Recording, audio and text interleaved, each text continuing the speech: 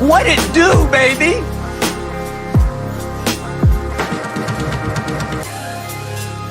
Finish him.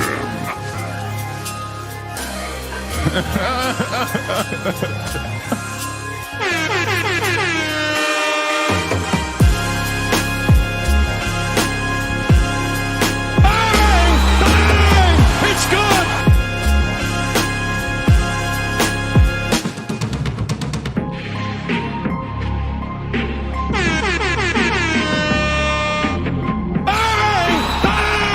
It's good!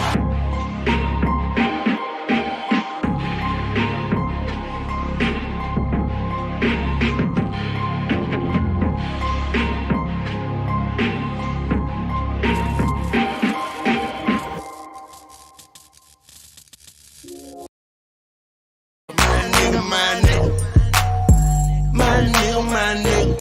Bow to the masters.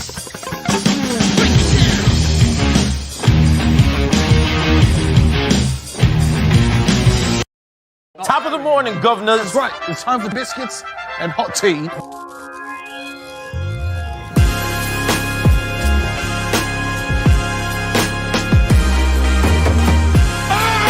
Bang! It's good!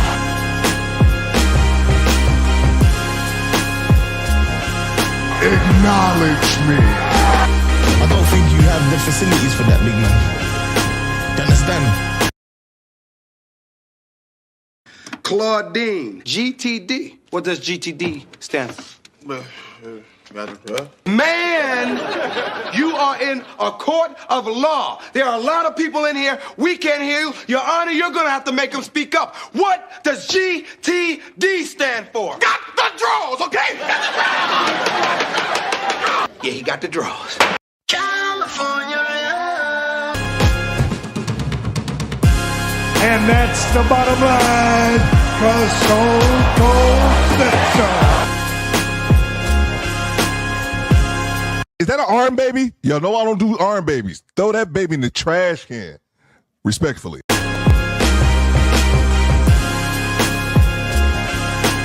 And that's the bottom line, 'cause Stone Cold said so.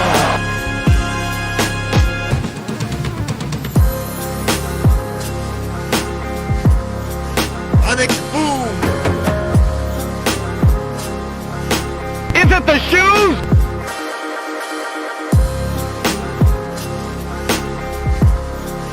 Bang! Bang! It's good! Stop the cap.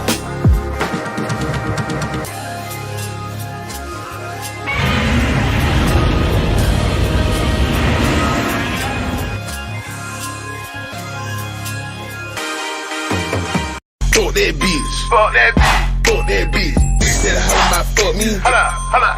Nah, fuck that bitch. Walk that drink. Walk that drink. Walk that drink. Chicken, chicken heads.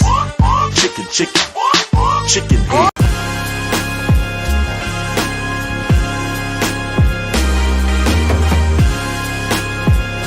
What it do, baby?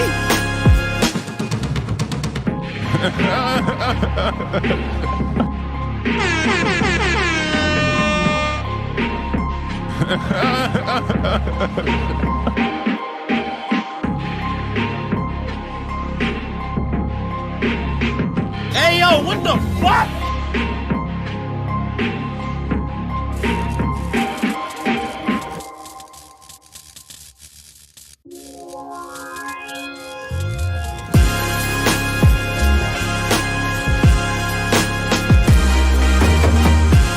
Perfect. Stop it. Get some help. City boy! City boy!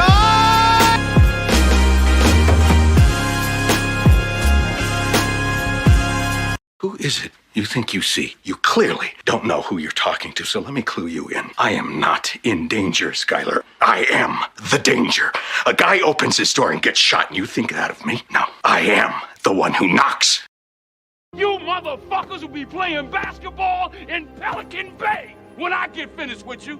Shoe program, nigga. Who the fuck you think you fucking with? I'm the police. King Kong ain't got shit on me. Haters wanna hate, lovers wanna love. I don't even want none of the above. I want to piss on you. Yes, I do. I'll piss on you. I'll pee on you. Sonic boom.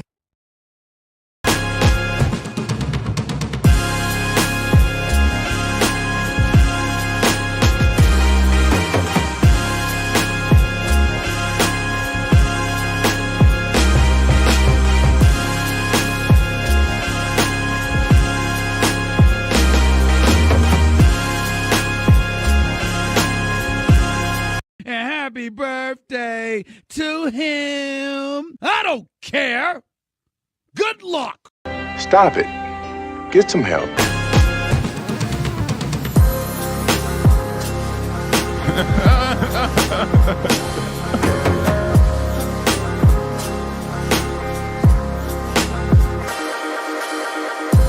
You want answers? I think I'm entitled. You want answers? I want the truth. You can't handle the truth. They say no, Dave, you niggas money. He's on fire. Then get out. Then ask her. I don't care. Ask her.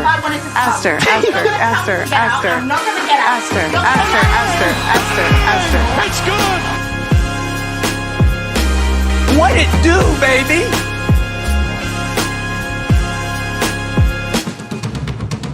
I've been drinking. Can't keep your eyes off my face. Right now. Wow. Okay. All right, here's a little tune inspired by one of the great legends of the Old West. Well, there once were two cowboys all alone out on the trail, and they discovered they could sleep with another male. Now they're having butt sex. Cowboy butt sex. Sodomy. Come on, everybody. Sodomy. Sodomy.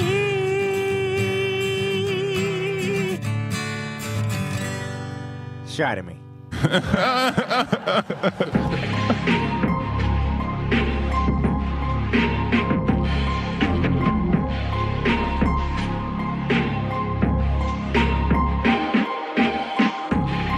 What it do, baby?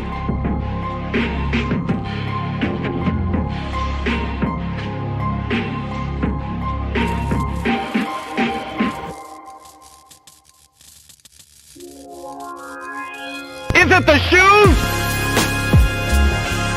Hey, yo, what the fuck?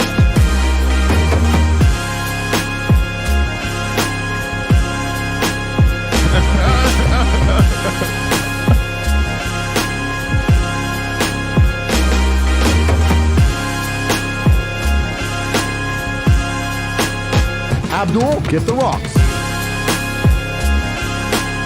Bang! Bang! It's good!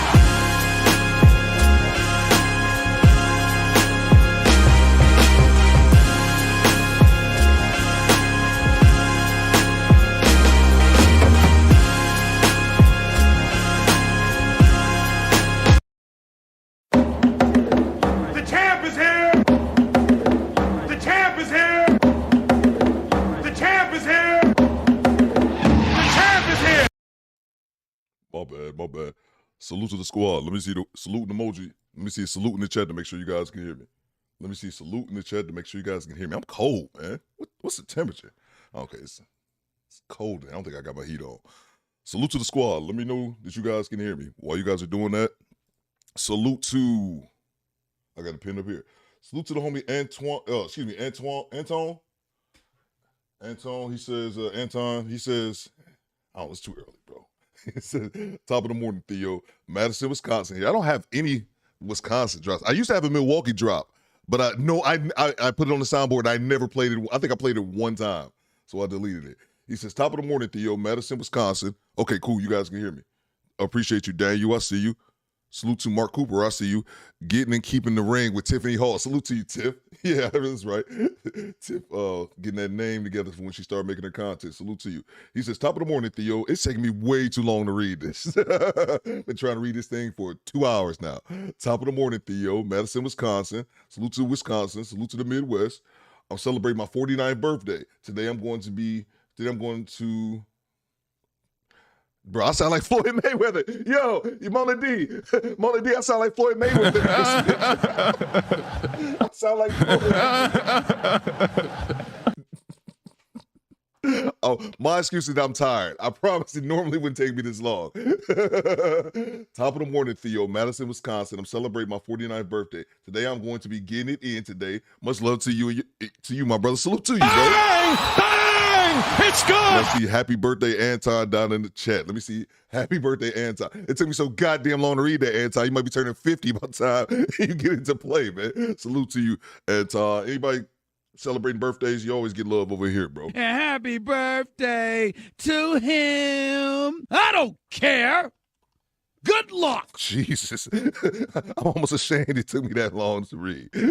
And I can't see on top of it, so that definitely doesn't Theo getting his foot off facts, man. I'm sitting here like, Jesus, bro. How long is it going to take you to read that, man? That's what I get, Mona D, for making fun of Floyd. I'm wake up every day and I just get worse and worse at reading. Salute to the squad. How everyone is doing. Salute to Mr. Never Too Nuts. He says, what up, Theo? Salute to the squad. Salute to you, man. Come on, Theo, man.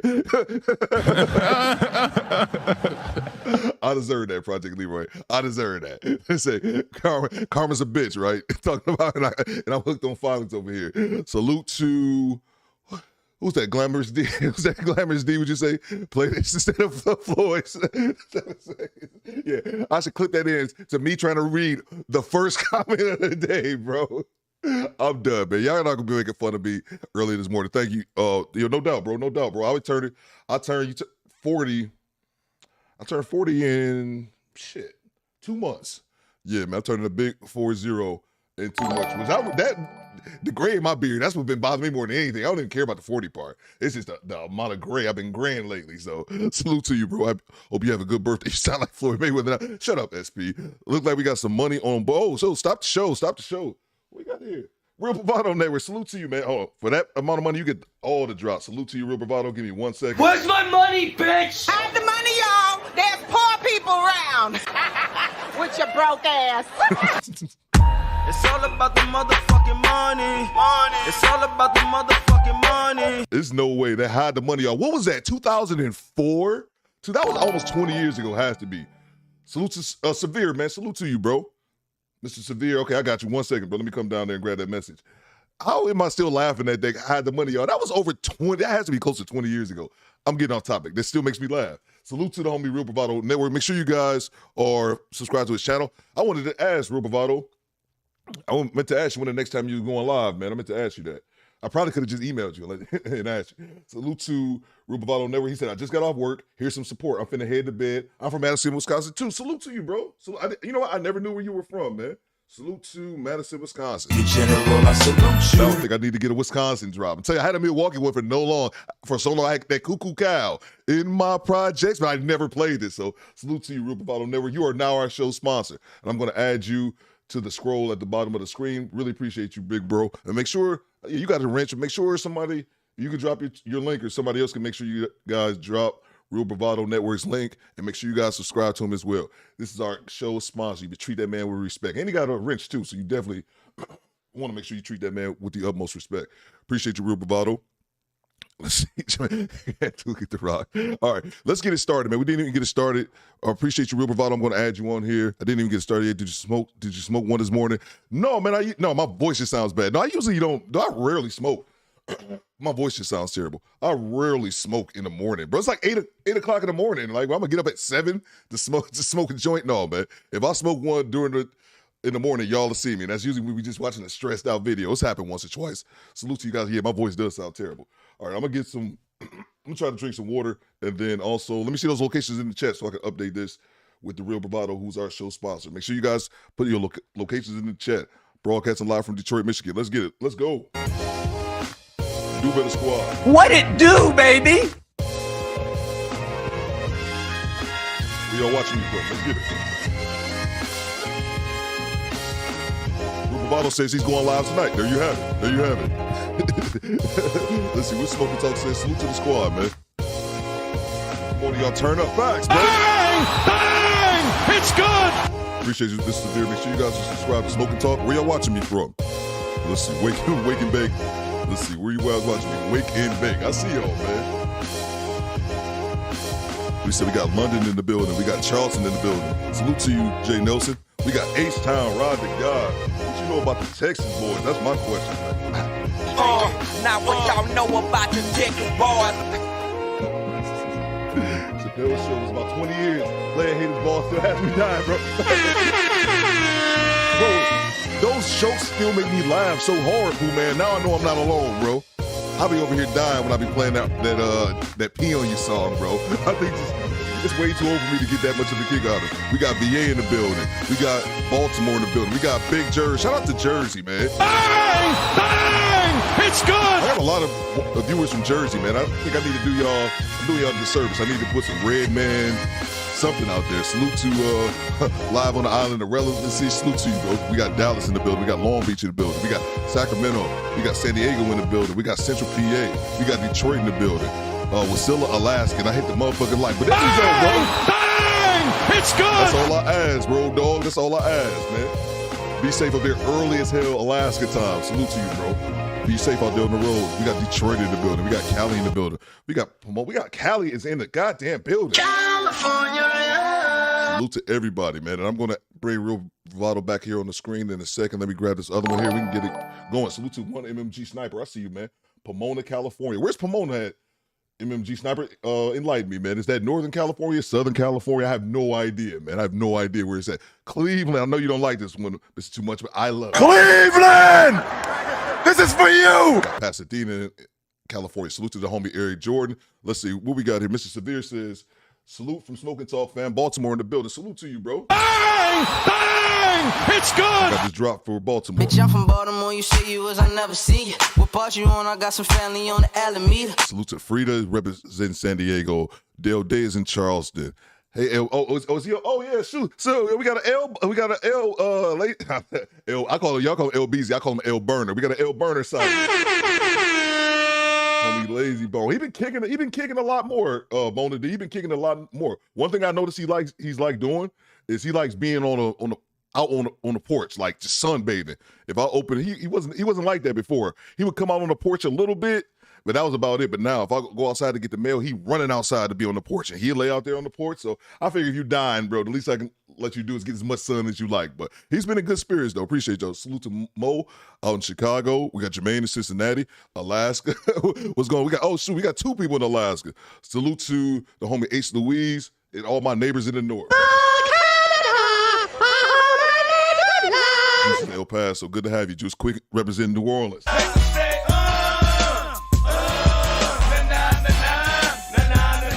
I love that one more than my Detroit drop. Salute to you, Quick. Hope you're having a good day. You heard, man? Salute to you. What's going on, everybody? Southern California. Oh, okay, that's in Southern SoCal. Okay, west of LA. Okay, cool.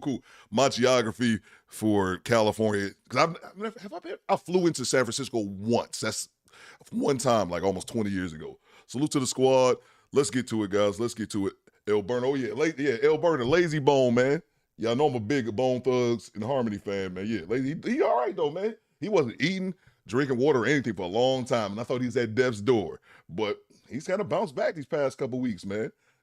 I noticed he's not as he's not as agile as he used to be. He'd go for a jump and miss that shit, and I just like, part of me laughs and part of me like, it's coming, bro. But he's still kicking though. Great to have you, L. Burner, as always. Let's see. Stop scratching on my couch and I'll be good to go. LeBron is taking his time back to Cleveland. Oh yeah. Oh man. Salute. But maybe it's just different time, man. And I think LeBron. I know he had I didn't see Game 4. I watched Game 3. I didn't see Game 4, and I think they said he had like 40 or something like that. I just think Bron 20 years in the league, man. 20 years, bro.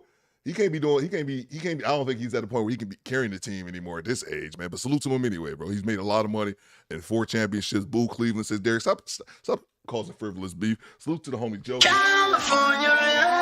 Joker Nutty Nate always hold me down, man. Let's get into it. It's the morning show that gives him life, energy. Facts. I'm telling you, I thought he was done for. But I'm telling you, the past couple of weeks, he's been bouncing back, doing good. So that's always good to see. Because I was going to want Molly Dale's go get another cat and just pop up in the house with a cat, and this nigga sitting there like, who the fuck is that? Your replacement. Salute to everybody. Let's get it started, man. Let's get it started. Did I have any housekeeping? Only had one thing. I think I had some housekeeping. What did I have? Oh, salute to Thon and Lexi in the Black Light Podcast. Bang! It's good! Make sure you guys subscribe to Thon Lexi in the Black Light Podcast. That's my big little brother. Big brother because I've been watching his content for like almost 2 years now. Little brother because I'm older than him, man. Make sure you guys check him out. I was watching this show yesterday, and he said something. He said that, because I didn't know if Thon, I think Thon's been in here like once. I didn't know if Thon actually like watched the show, but he said he does. He be ninja watching, and that's cool. Thon, leave your boy a comment from time to time if you gonna ninja watch, bro. But he said something I thought was hilarious. And he said that somebody reached out to him, like emailed him, like, Theo is stealing your shit. He was like, I'm stealing my shit from Kendra. Hey, yo, what the fuck? I just thought that was hilarious. And also thought it was dope how he handled that shit, like on some grown man shit. Like, dude, why you trying to divide us, bro? I'm gonna block you and get you out of here. So I thought that was dope. Salute to, that's all I had, man. We can get right to it. We get right to it today. Chelsea been praying for him. Word? What's up? That's what's up. I appreciate it. No, he's staying in LA since Bronny's. Oh yeah. No. LeBron, his days in Cleveland is over, son. His days long. He too big for Cleveland, man. He ain't going nowhere, bro. He gonna stay in LA, get that LA money, and then retire, man. Ain't really much unless he somehow can surpass MJ and get, if he can somehow, which won't happen, win 2 more rings and get to, because he ain't getting to 7. If he was that'd be miraculous to get 2 more. He not surpassing MJ, so it's kind of like, hey, man, you're all-time scorer, but you solidified as number 2, in my opinion. Salute to everybody. He had a foot injury. Okay, let's see. Here. He's contemplating. He's 20 years in the league, man. 20 years in the league. Congrats to Joker and the Denver Nuggets. Facts, man. Salute to him, man. You're right, man, because I thought Denver was one of those teams, man, that'll never get there. Subject matter expert, just subscribe. Salute, man. General, I salute Let's get to it. Let me grab this one here. Salute to Messy Michonne. Make sure you guys are subscribed to Michonne's channel. Michonne, I hope your vacation was great. And yeah, now y'all give me ideas. Michonne was the one. I see Michonne. I was like, you know what? Damn it. I looked at my account, and I was like, yo, I can go on vacation. I can go on 2 vacations. Bang! It's good. I'm not just sitting here being the Dusty in Detroit. Go on somebody's island and get a tan. Salute to you, Michonne. All right, let's get to it, guys. Let's get to it. What do I have today? I don't have much. I'm tired. Salute to everybody. Boo, Theo. Why are you starting stuff, Derek? I'm going to time you out, bro. I'm going to time you. Oh, then the other thing I had, too. Make sure you guys moderators as well. I don't mind you guys. I encourage that. I want you guys dropping links for it's Smoking Talk, dropping Mona D's link. Joker, I want you guys dropping each other links. But make sure you guys are dropping links to outside shit. Like, yeah, if you're dropping links for our channel, their channel and Michonne's and everybody, that's good. But don't be dropping your personal shit. Unless you're a content creator, don't be dropping your personal shit. Just letting all the moderators know, because I don't want nobody to get out of hand with that. Then I got to take your wrench, smack you with it, and possibly block you. So let's see. OG McIntosh says, good morning, man. Salute to you, man. Let's see. Let's get to it, man. Let's get to it. Oh, the first video I had was, if you guys didn't see the end of the show yesterday, we were ending it, and then Juice reminded me about the 8-ball jacket. Somehow we got to talk about the 8-ball jacket yesterday. Thank you very much, Michonne, for your super chat as well. And make sure you guys subscribe to Michonne's channel. Somehow we got to talk about the 8-ball jacket yesterday. I don't even remember how. So we ended up going back to the video at the very end of the show and rewatching it for all of us. That was almost 10 years ago. The 8-ball jacket, the slap heard around the world that happened in the New York subway. We played that video yesterday, and I found like a mini documentary. It's like 7 minutes on the whole thing. So I say we play that before we get started to the main event. The main event is just Crimson Cure. I love Crimson Cure. I love her content. I don't watch it enough. So let's get that first video started. Salute to everybody. I see you, Wash Gamer, Daniel, Jay Will. I see you, man. Salute to all my California, LA boys. Let's see. Let's get to it. Oh, my voice sounds like shit. Excuse me. Where's it at? Okay, 8-ball jacket. Here we go. Salute to the squad. Make sure you guys hit the like button. The leather 8-ball jacket, designed in 1990 by Michael Hoban, was one of the most iconic fashion pieces of the early 90s. At the How did we even get started on this conversation yesterday? I don't even remember. Salute to the squad. It was popular in general to wear jackets with heavy contrasting colors, but there was always something about the 8-ball design that made it stand just a cut above the rest. But as the 90s progressed, changing tastes and cheap knockoffs made the jacket go out of style. It went from being a highly coveted status symbol to something you'd be mocked for wearing. Check it out. 8-ball. You got a question? You ask the 8-ball. You're gonna wear this all the time? All signs point to yes. The 8-ball jacket was dead. But then in 2014, the 8-ball jacket had a bit of a moment, a little bit of a resurgence. Not because of any kind of ironic celebrity fashion statement, but rather because of a viral video. A guy on the New York City subway who had just had enough. Fucking dirty bitch! Damn! You know me? Oh! Shit! So for today's video, let's talk about the legend of 8-ball jacket guy.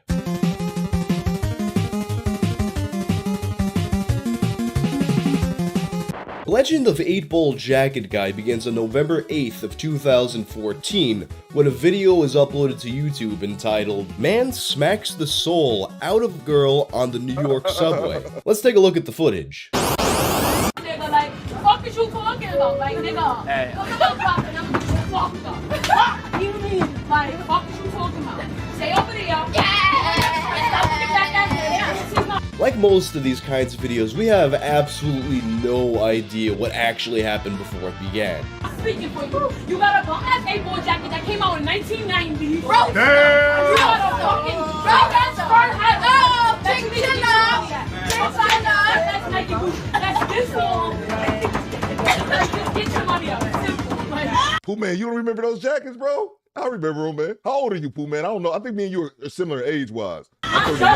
She's making fun of his fit, but at this point they're both kind of laughing, so this seems like it can go any way. Monkey's done. Get your money up. All right? Done. All right? You want no front shoes? I got one that Steve Madden on. All right? Watch out, she's got Steve Madden, guys. Right? Y'all all on the subway. Nobody wants Steve Madden no more. And alright, I know there's gonna be some girl watching this that's like, hey, what's wrong with Steve Madden? And I'm sure, I've never worn Steve Madden booties before, but I'm sure they're perfectly fine shoes.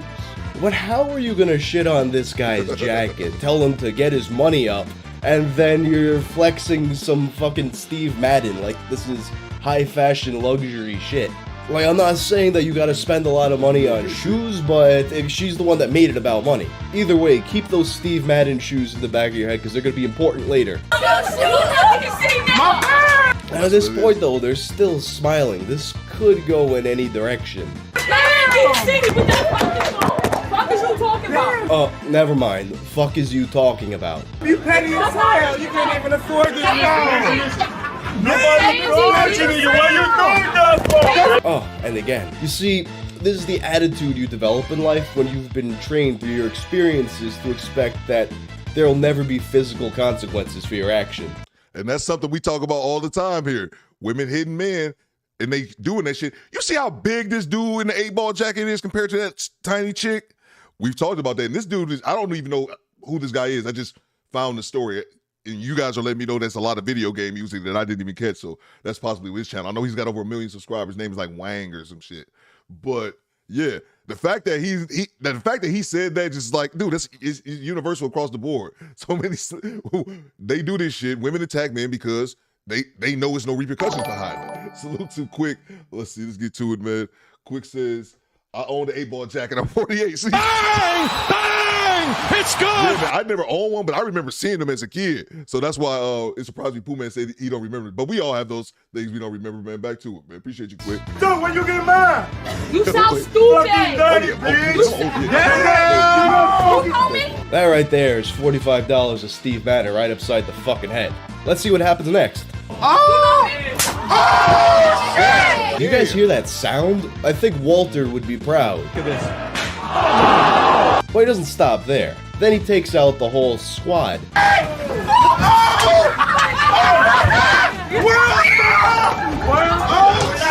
This one's getting choked out, someone's yelling "World Star," this guy's screaming. Eventually, people manage to stop the fight and calm down both sides. Immediately after this altercation, 8-Ball Jacket Guy and the woman who hit him with a shoe were arrested. 8-Ball Jacket Guy had a sizable cut behind here that he was first taken to the hospital to examine. After the hospital released him, he would spend the next 4 days in jail. And while he sat behind bars, the video began to get millions of views. And conversations started to break out all over social media. Was he justified in hitting her that hard? Or was he a fragile man who just couldn't keep his hands to himself? Although there was a contingent that thought you should never ever hit a woman even when you're defending yourself from her luxurious Steve Madden shoes, by and large people were on his side.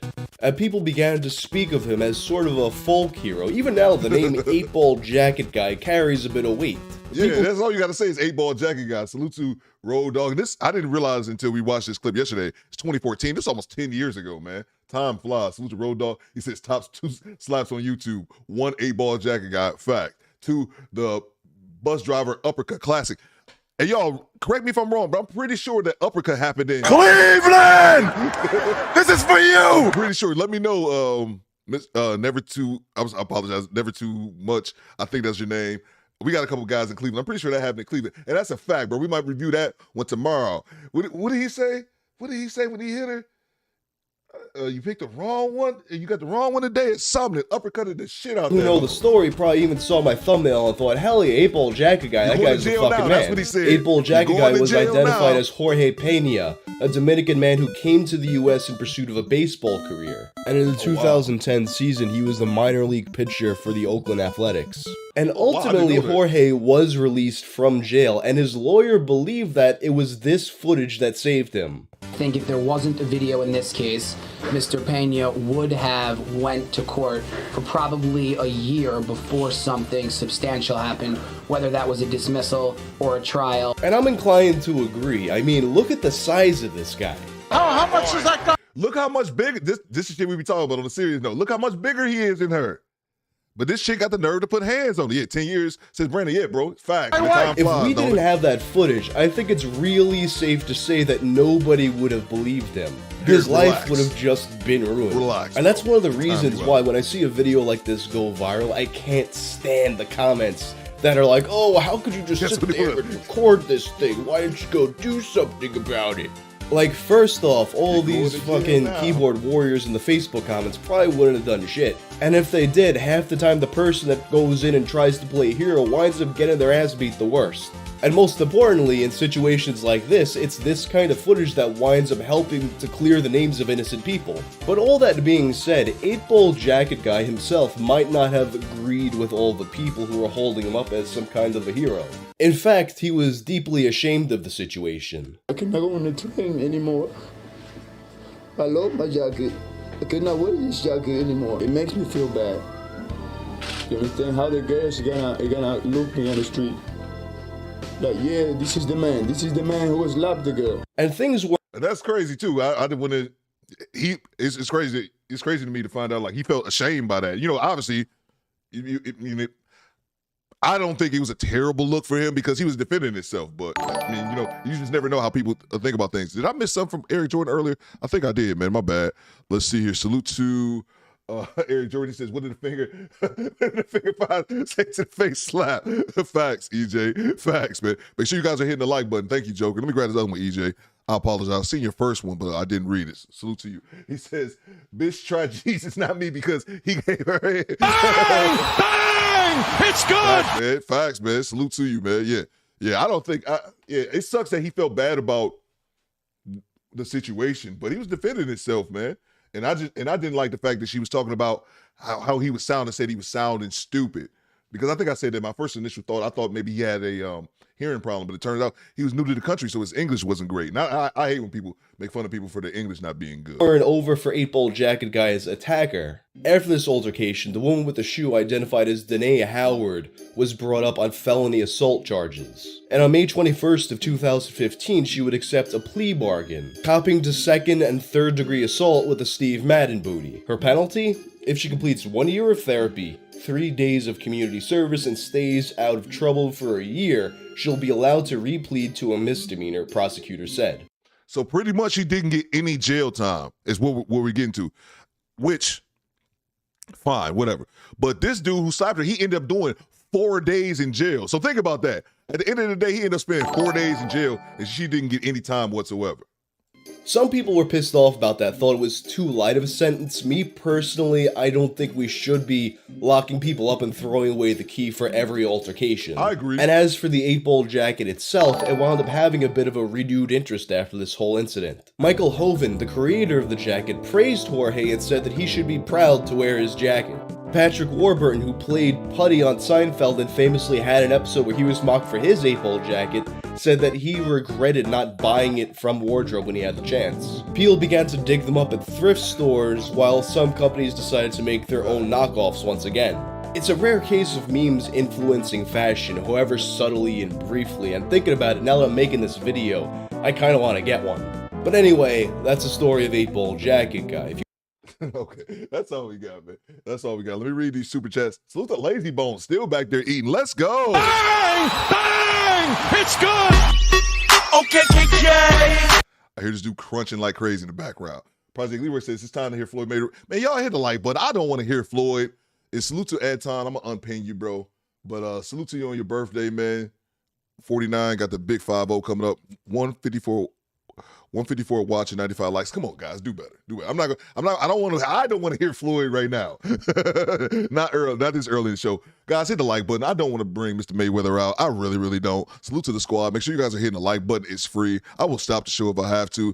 Let me get to these super chats here. Then we get to the Crimson Cure, the video while we're here. I still don't remember how we got on 8-Ball Jacket, but it's a good piece of ghetto history. And tomorrow, guys, we might do the Cleveland bus driver one. And Project Leroy, while I got you, man, I wanted to play that clip I might play that one tomorrow, Project Leroy, the one about Chicago with the guy we were talking about yesterday with the salon. I found the video, but it was a bit too long, so I want to get it edited down good. But yeah, I want to relive that one, man. The guy who threw the brick. You know what I'm talking about. For people who don't know, the guy who threw, there is a few years ago in Chicago, there was a nail salon or something like that, and they assaulted a couple sisters in there. Then a brother came through the next few days and like broke out the windows and shut that bitch down, got arrested, all that kind of good stuff.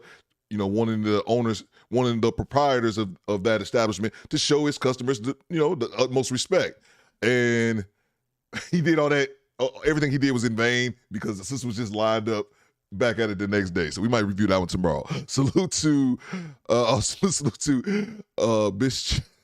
I'm laughing at you, Eric Jordan. Salute to Quick 504. He says, I see. Dude wound his arm up and threw that slap back like a fastball. Facts, bro. I got something for you, man.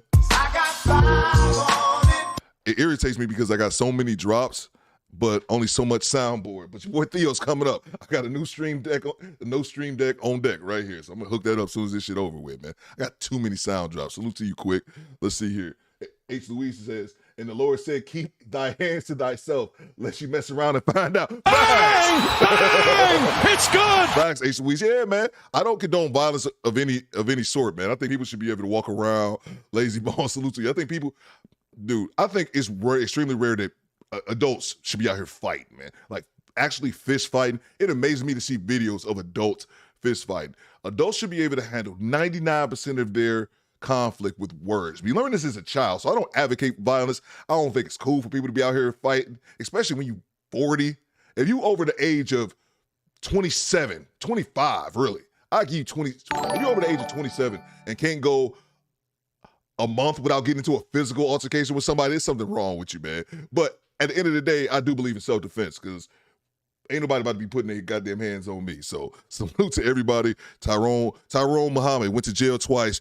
Yet those sisters turned their back on me. Yeah, man, I remember that video, bro, and I found it too. I can't suffer Floyd this morning said, Mr. Gino, me neither, man. Make sure you guys hit the like button. I don't want to do it either. Smash that like button. Absolutely. Salute to the homie Cujo340, representing the Virgin Islands. I'm Floyd Mayweather. Y'all motherfuckers hit the like button before I start reading. Yeah. Okay, KK. I rock with Cujo, man. Let's get back to it, guys. I didn't even start the video yet. We was too busy laughing at 8-Ball Jacket. Make sure you guys hit the like button. I don't want to hear Floyd read today. I really, really don't. The job is hilarious, but I would prefer not to hear it today. Make sure you guys hit the like button. Let's get to it. Crimson Cure was talking about how, basically talking about how feminism fooled black women into fighting their fight for them and how they ended up paying for it pretty much. So, yes, it was Tyrone Muhammad says Project Leroy. Okay, cool, man. Yeah, I got the video. I'm just going to have to trim it down a little bit, or maybe I'll just play it tomorrow when we have more time. Let's get to it. Make sure you guys are hitting the like button. Don't be stingy. It's free, bro. Salute to our show sponsor, Real Bravado Network. And yeah, man, let's get to it. You would think I wouldn't be doing the leather 8-Ball jacket. Let's see. All right, cool. Here we go. Select this one right here. Get 8-Ball off my screen. And Crimson Cure. Let's go. The leather 8-Ball jacket.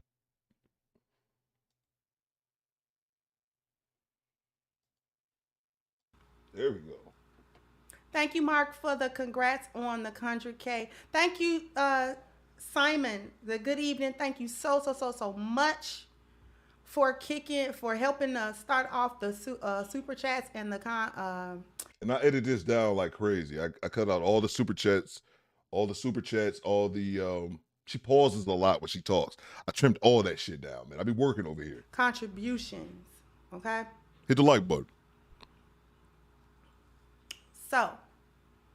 Facts. We got one today. Shout out to Shay Sade, where the inspiration for this show comes from. She had a community tab post of the title of an article.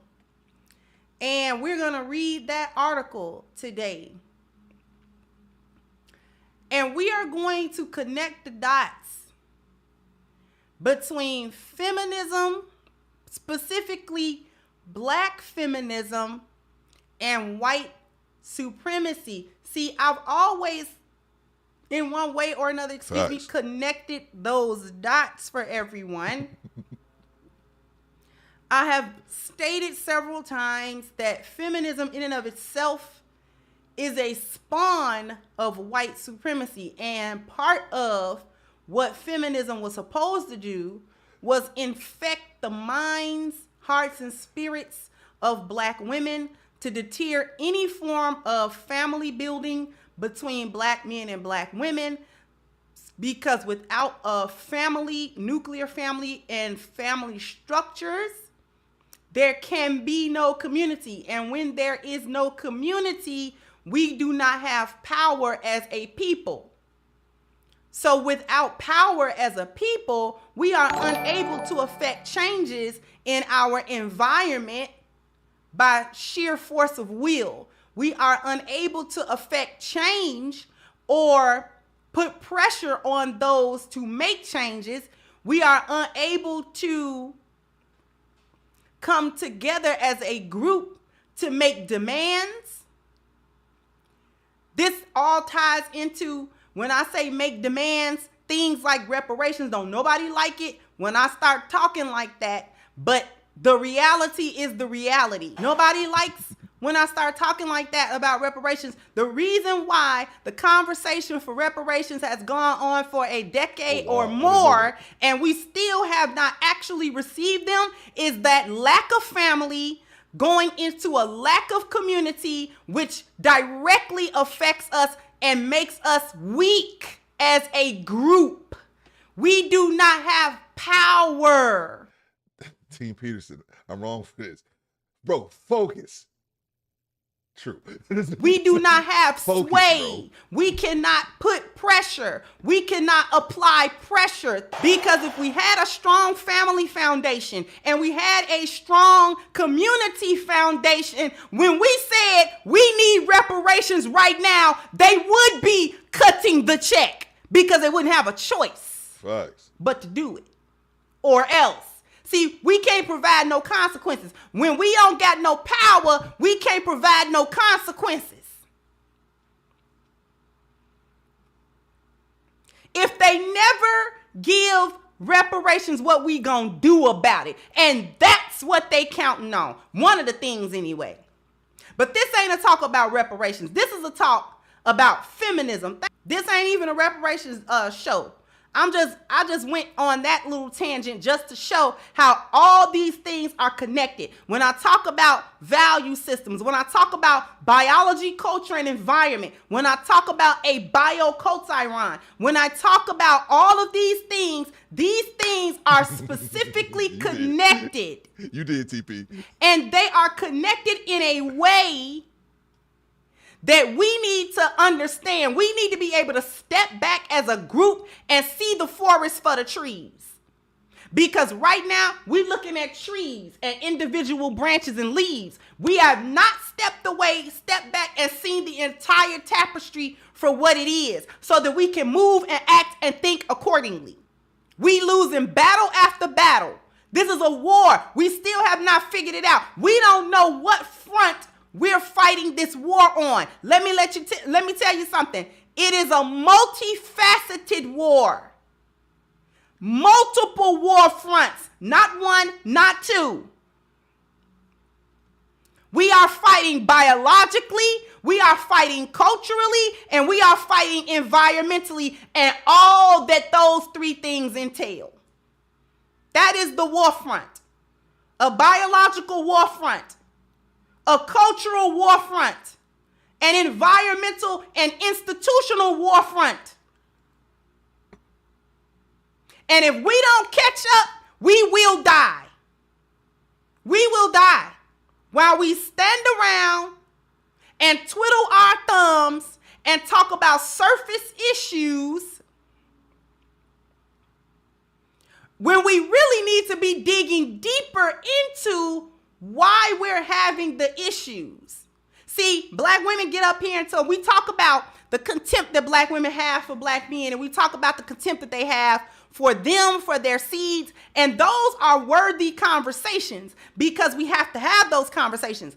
But that is still the symptom of a problem. People may or may not believe that it is worthwhile to talk about feminism. Black women will still serve you that cap, that plate of BS about female empowerment and them wanting to just be able to be, themselves and pursue their path of life and act like this is an individual choice and act like these are just things that they're doing to empower themselves, the things that they're doing, to get their education and to make better. No.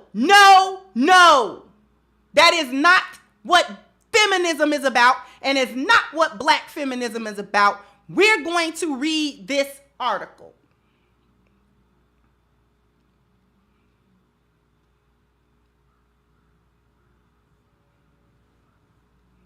Let me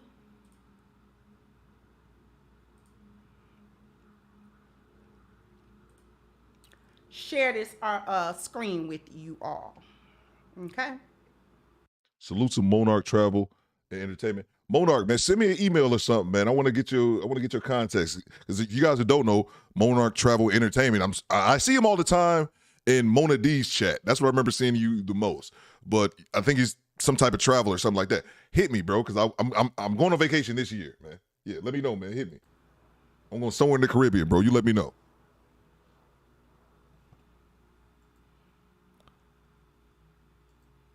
All right. I want y'all to be able to sort of see this. See if I can make it a tad bit bigger. Now, this was posted in January the 26th of this year, okay? Major funders call for increased support of black feminists. They got a picture of Rihanna because of her organizations. But in any case, the need to increase funding for black feminist organizations is urgent, according to an open letter released Thursday from from some of Philanthropy's most influential organizations, including Melinda Gates' Pivotal Ventures, Rihanna's Clara Lionel Foundation, as well as the Ford Foundation and MacArthur Foundation. It's time to fund Black feminist movements like we want them to win. Supporters of the nonprofit Black Feminist Fund write in the letter to other philanthropists, because across our most urgent global challenges, from Colombia to Sudan, Brazil, and Nigeria to the US and France, Black feminists are dreaming and delivering the solutions we need now. So I love Crimson Cure content. I got to watch more of it. Salute, my bad, Joker, almost missed it. He says, protect the Crimson Cure by any means necessary. Facts, bro. Facts, man. I got 5 on it. Appreciate you, Joker. Yeah, no doubt, man. Crimson Cure, yeah, we got to protect her at all times, man. I love her content. I just don't watch enough of it. She's always streaming, like, she streams, like, I think at 4 or 5 in the afternoon. I think Central Time. And I'm always in the thick of it right there. But you know, I just thought about, because I'm pretty sure Crimson's real name is Kendra, and she's from Chicago, I think. I'm like, we watching the wrong Kendra, bro. We're watching the wrong Kendra. Appreciate you, Joker. Let's get back to it. Boy, oh boy. Stop sharing for a second. The solutions we need. What's the solutions and who are we? That article didn't say fund feminists. That article didn't say fund the LGBT. That article didn't say fund women's empowerment. That article said these high-level philanthropic foundations, including Melinda Gates, if you know, you know, foundations need to give more financial backing to Black feminist organizations, because they are dreaming and creating the solutions that we need of all the global challenges. So they are talking above famine, above economic hardship, above war zones, above other humanitarian crises around the globe. The most important agenda is the Black feminist agenda in these various places, including the United States and France. I need y'all to digest that. I need y'all to digest that. Thank you, Wiggy Will says, so if anybody still have to ask why certain YouTubers are still on here talking ish about the community, here's your answer. Thank you. Tiffany Hall says, if y'all haven't got her book, go get it. It's a must read. Yeah, she talked about her book. I edited it out at the end. I just actually picked up Obsidian's book. I think I might have got it today in the mail. Yeah, I just got the book of Obsidian, and I wanted to check that out. Out of all the global issues affecting the various regions of the world, I can see it vaguely, Jay, vaguely, but not really. I can kind of see it, though. Black feminism is top priority. To disrupt and destroy Black people globally is of paramount. To keep the population small of melanated people across the world, that is a priority. And we know that it is a priority. We know that it is a priority because what did Kamala Harris go over to Kenya to talk about? Not their economic situations, not how the U.S. can best support or help the Kenyan government, not what kind of money that the U.S. can give or any humanitarian effort or any. They went over there to talk about black feminism. They went over there to talk about the rainbow community under the guise of human rights. That is what she went over there to talk about. Of all the important geopolitical issues and topics that a vice president of one of the superpowers of the world go and travel on a diplomatic trip to other countries and nations to speak on, she came to talk to them about rainbow. I did hear about that. Now, people would say, well, that's not a critical subject matter. Yes, it is, depending on who you ask and depending on how you define critical. Critical to whom? It's important to who? Facts, TP. Thank you, Sylvester said, let's be real. They'll get. Team Peterson says Kenya told her access denied. And I don't want to act like I'm thoroughly educated on the subject. I just remember seeing maybe some clips or something of the Biden administration, Vice President Kamala going over into African nations. I don't know if it was just Kenya, TP. Maybe if someone can enlighten me in the chat, and really pushing this LGBT, whatever it is, man, the rainbow, whatever. I don't have time for all that. Really pushing the gay agenda, and those countries was like, no. And I'm thinking, y'all doing that of all things? In these, I'm sure these third world countries who could use some type of assistance or resources in some fashion. This is what we over here prioritizing. I could be speaking from an ignorant place though. Let's get back to it. Hit the like button. I'll admit that forthcoming. Give this money to black women and they'll cheer. Now 1 penny will be delivered, just like Goldman Sachs. Precisely. I find it troubling that black feminism is important in third world countries. Because see, you gotta get them right out of that agrarian stage into feminism. Because third world countries are still in an agrarian type of society. Feminism does not fit there because it can't. Because the society can't function without a patriarchal system. You only get feminism when you get into an era of decadence, and then a civilization is on decline when we start talking about women's rights and removing the patriarchal systems. So feminism has to come along with the industrial revolution of a country, because you got to get the women out of the house so that all of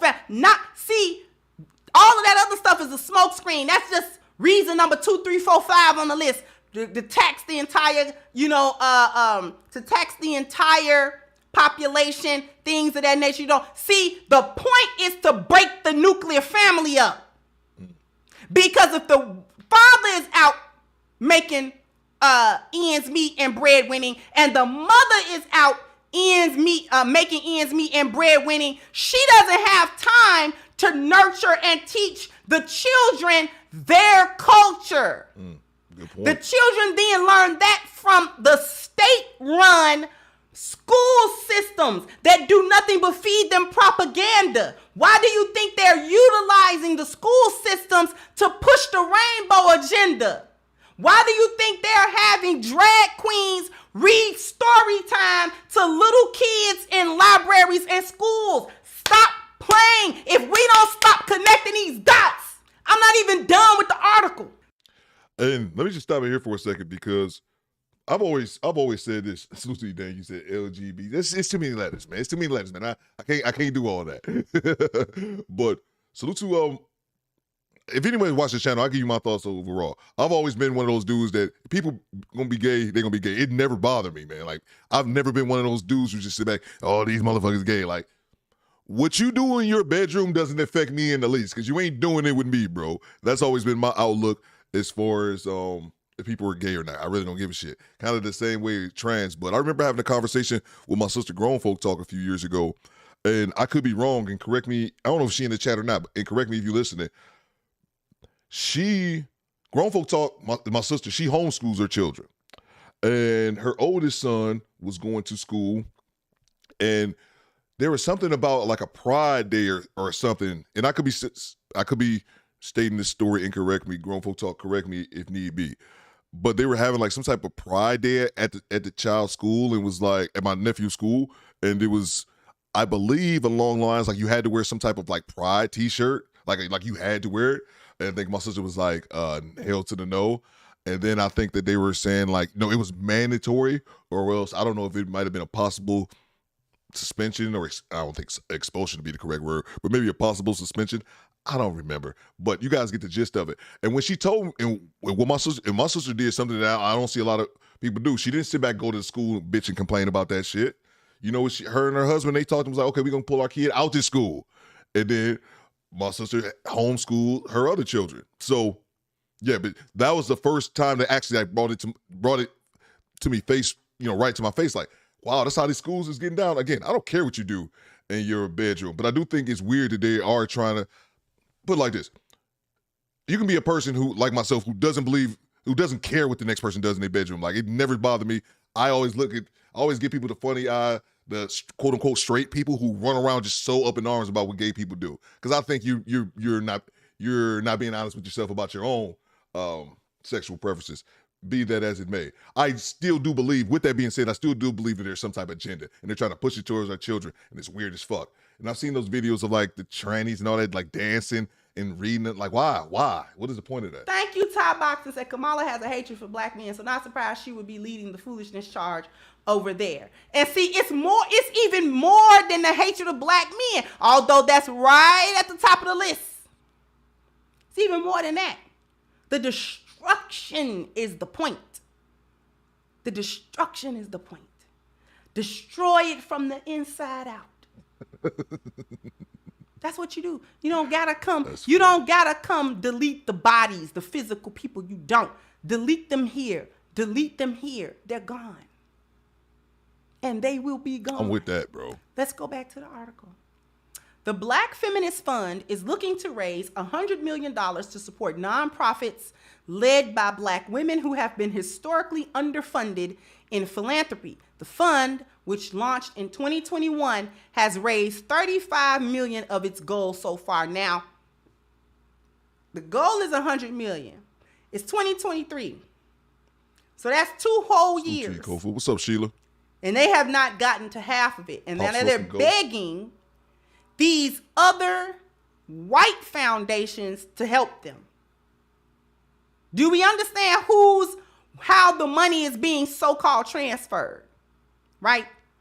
According to a report from the Miss Foundation for Women and the consulting group Strength in Numbers, less than 1% of the $67 billion the foundations contributed in 2017 went to organizations that specifically support minority women and girls. The Black Feminist Fund's research says that dropped to less than 0.5% in 2018. Black women and girls made up nearly 7% of the U.S. population, according to the 2022 U.S. Census figures. Tanisha McHarris, co-founder and co-exec, you know what? If black people all together make up about 12 to 13% of the U.S. population. Can we get a few more likes, please? Appreciate it, guys. And black women and girls make up 7%. How you just ignore that other 7%, 6 to 7%?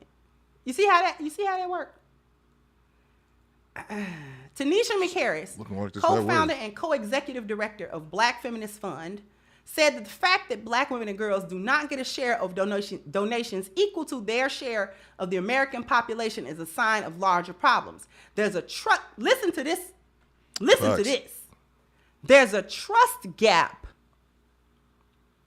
between some in philanthropy and the leadership of black women and black gender expansive folks, McHarris told the Associated Press. There isn't that trust that means I trust your leadership.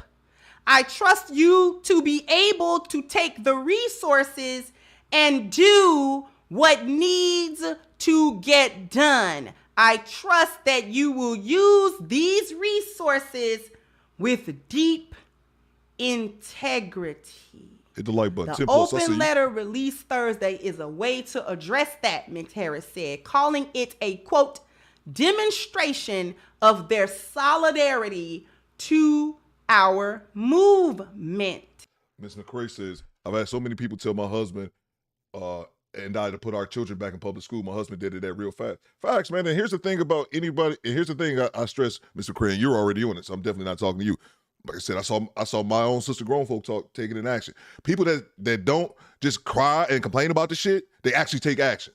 How many people right now are talking about how, you know, they're training the kids and all that kind of shit, and they're doing all this, they're trying to program the babies, but they still got their babies sitting there taking the shit. You know what I'm saying? So I applaud anyone who actually get off their ass and do it themselves. Did you hear that? Do you understand what that was that I just read to you? Do you understand what I just read, y'all? She's saying we have a deal. We've been had a deal. And we as Black feminists should not have to keep coming back to y'all and asking y'all to uphold your end of the bargain. We are doing our job.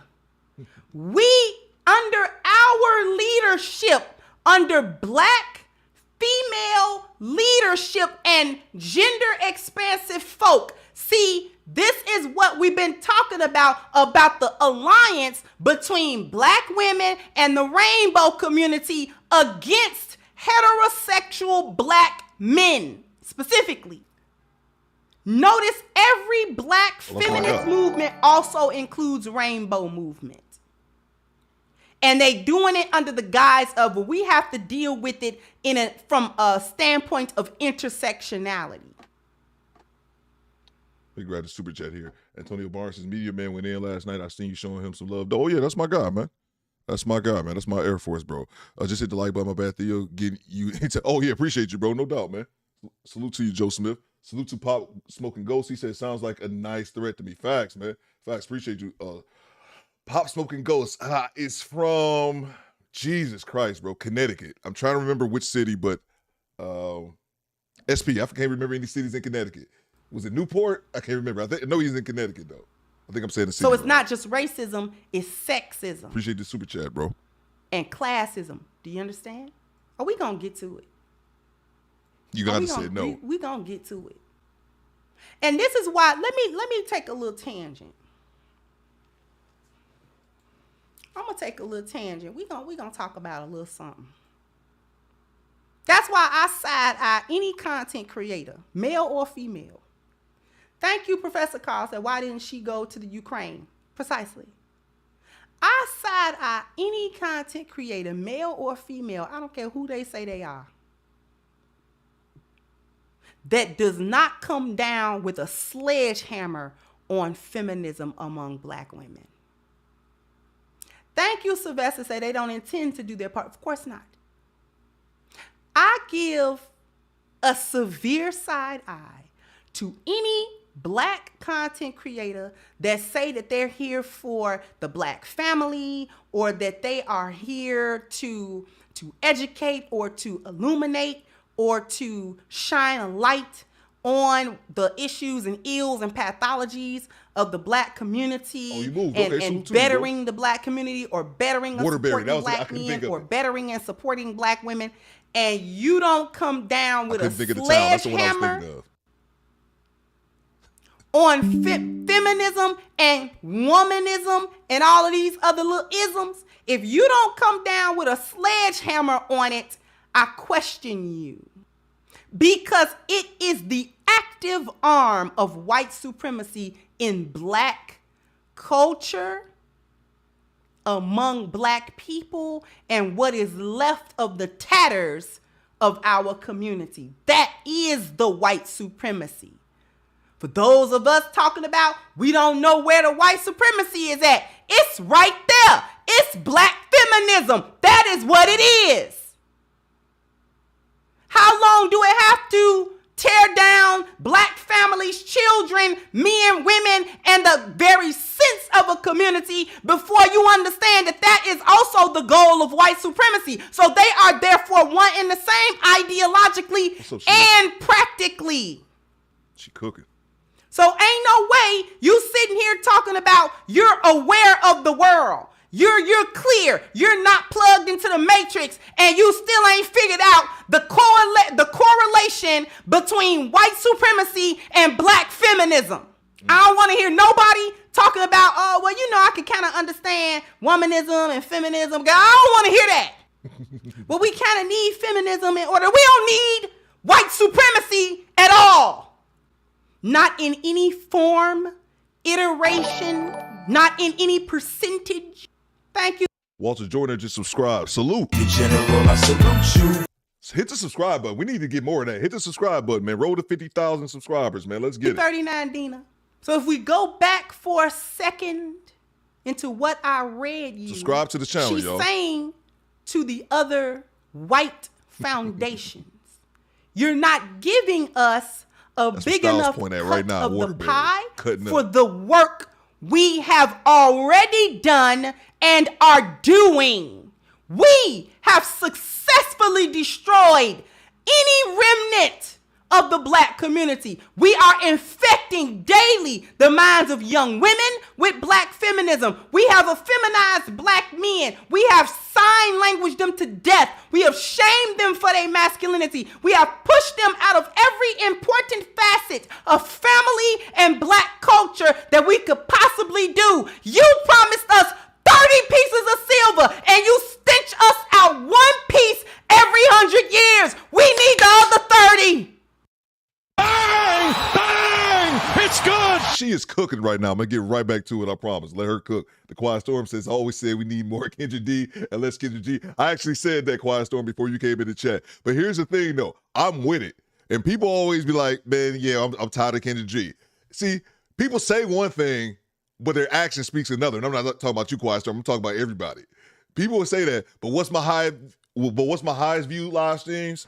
7-second rule. Like it's a big lag. We're gonna follow the 7-second rule. So just wait 7 seconds. People talk all that shit, but the highest view live streams are always Kendra G, except the one we did last week with Jason Black and Ebony Wings. For some reason, I looked at the live stream, maybe because it was only 2 hours, because I have been thinking about shortening the live stream. This one's gonna be much shorter. I want to get it to about 2.5 hours opposed to 3. But that one is the highest view live stream. For some reason, that was the one we had 400 people rocking that day. But yeah, people say that, but people are here for the train wrecks. I get you though. That's what she's saying. You give us a few shekels and a few pennies, and we can't do our work without the pay. That's what she's saying. You promised us for the betrayal of black men, other black women, our children, the future survival of our race. We have betrayed them, and we've done a good job. And you promised us money. You promised us prestige. You promised us status. You promised us a seat at the table. We thought you meant a seat at your table. You got us a seat at the kitty table. We tired of the kitty table. You got us over here with birthday hats, a little piece of cake, zoom zooms and wham whams, while y'all over there at the big table making decisions. Talk to and we tired. Now you got to give us more than this. You got to show us that we didn't betray for nothing, because we have betrayed our men to their death and to the death of us all. But you promised us that you would save us.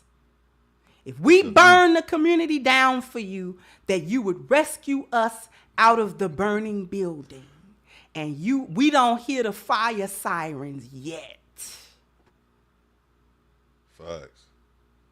And you guys do me a favor, man. Styles once I would never live in dirty. Bro, I just trolled you, bro. I purposely said that. I didn't even know if he's in the chat. I said that just to get you to comment. It worked, bro. So I'm going to say you forever you in Waterbury, bro. Salute to you. What did I have here? Do me a favor, man.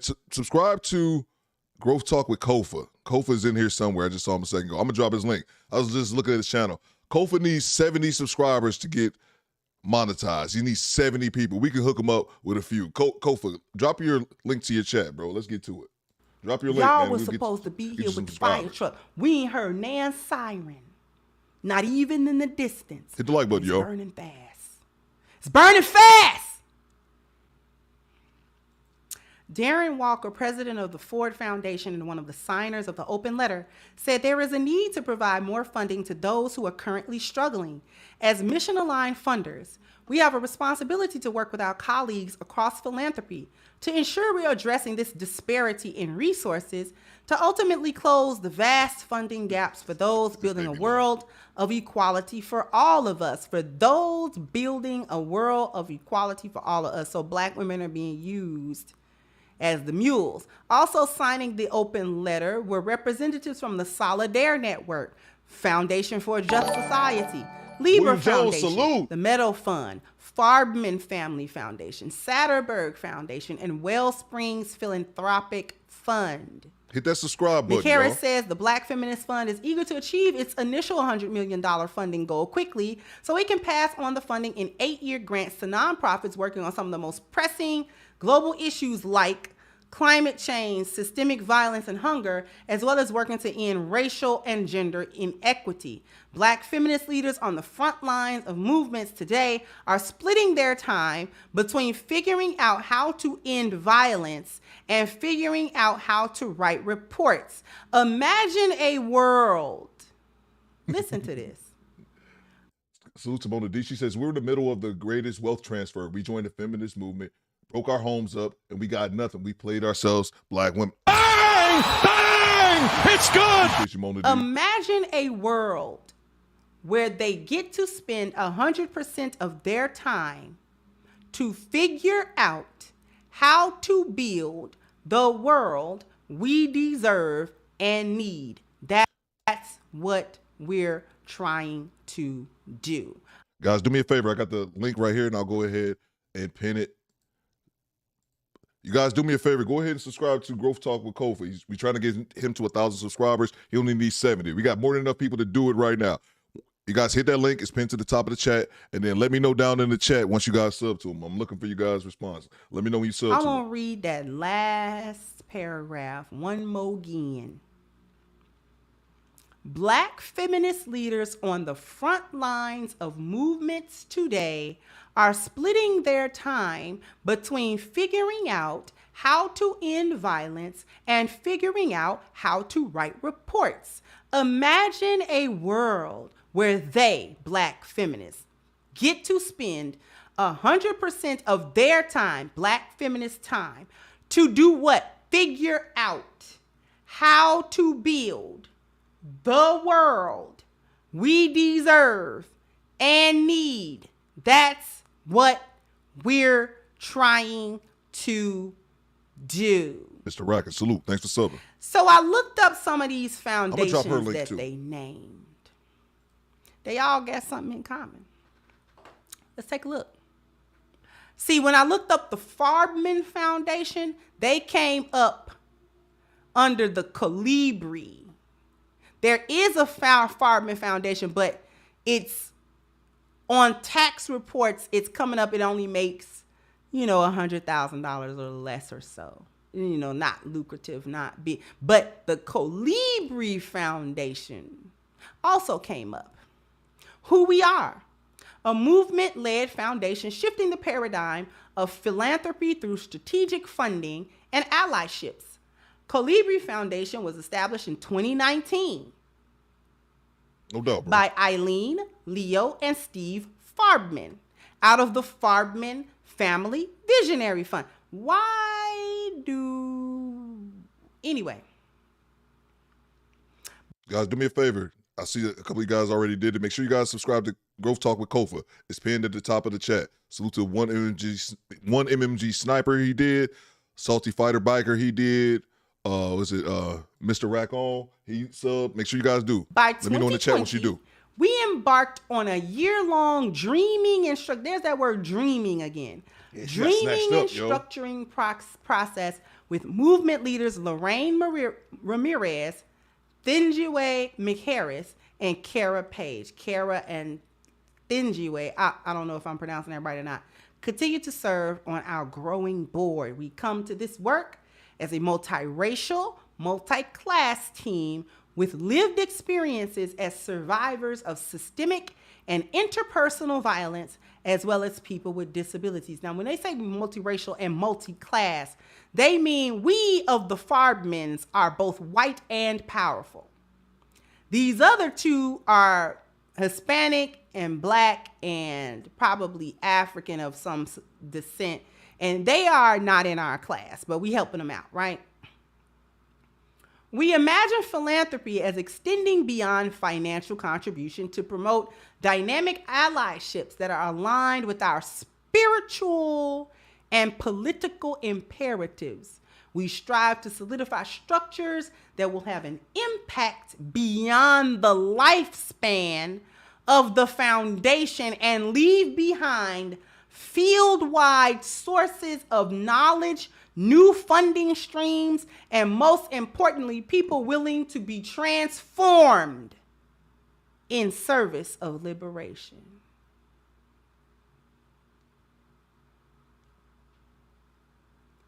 Who's the board of directors? Leo Farbman, Steve Farbman, Eileen Farbman. She's probably the wife of one of these. Kara, a Black woman, another one. So Kara Page is probably American Black, non-American Black.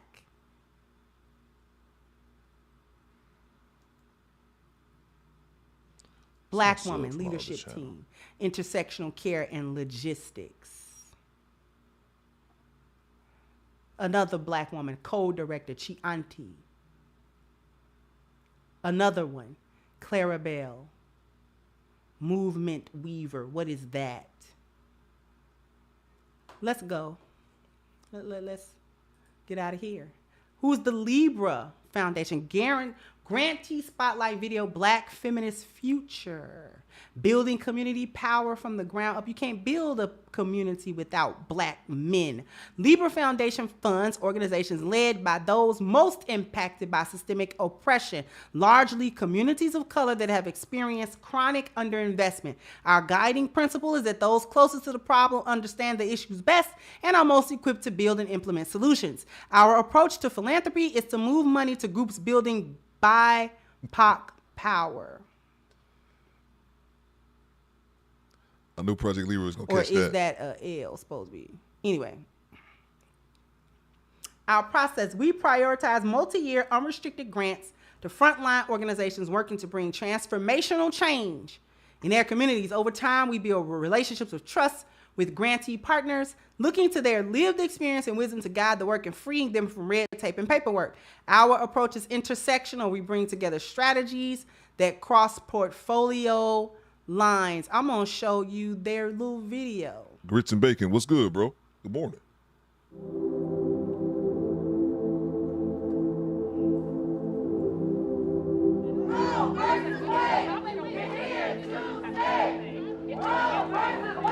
Black Feminist Future, in partnership with Sister Song and 40 other organizations, made a stance and made a decision to do a mobilization around abortion access, which truly is one of the first of its kind.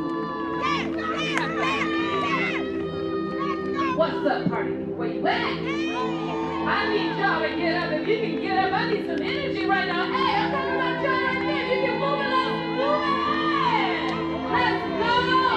So I'm gonna tell you what Black feminists are gonna make sure happens when this decision comes down. We're gonna make sure. Let's see here. Looks like we got somebody join the salute to, yeah, I was waiting for that to come over. Salute to Bootney Farnsworth has become a member. Salute to you, bro. General, I salute you. Salute to the homie Bootney. Make sure we show him some love in the chat. Appreciate you. Do Better Squad. We growing. Let's get back at it, man. We Oscar Mike. Sure, any person who needs an abortion is gonna get one. Did you hear me? We're gonna make sure any person that needs an abortion will have what they need. It takes really powerful leadership to rally people around the cause. Abortion rights is important in our Black feminist lens because abortion is healthcare, and the way that systems of state power prevent us from caring for ourselves or each other. Stop the man! My body! My choice! My body! My choice! We chose. And it's crazy, man. Just a quick observation I had when I was editing this video yesterday. And I understand it's a feminist movement, but you know the only thing that I could think of watching this clip, Project Leroy, Mark Cooper, I'm like, where are all the men at? Where are all the men? And then salute to Kofa. Kofa made another point here as well. I saw it. And make sure you guys subscribe to Growth Talk with Kofa. We trying to get it monetized. Hit the subscribe button. It's pinned to the top of the chat. It's free. Kofa says, the thing I don't understand about this is how they intentionally leave the boys out of school programs and then pretend something's wrong with them when they become men. Exactly, man. You're absolutely right. Let's get back to it, man. We Oscar Mike. Was this weekend to go to the Supreme Court. That's where the folks who have the decision making over the fate of Roe, that's where they do their business. And it was a symbolic way of taking up space and saying, we see you, we're holding you accountable, and this really is just the beginning. Black women are dynamite, and when you mess with dynamite, it goes tick, tick, tick, tick, tick, tick, tick, tick, boom, dynamite. We are a political hub. We're multi-issue, so repro is an issue that we care about. But in general, we work on a variety of different issues. Black feminism has and will continue to shape the world. The core mission is to amplify the power and the brilliance of Black women, girls, and gender-expansive people to unlock our political and social power. Along with that, I'm gonna be working my ass off to make this vision come true.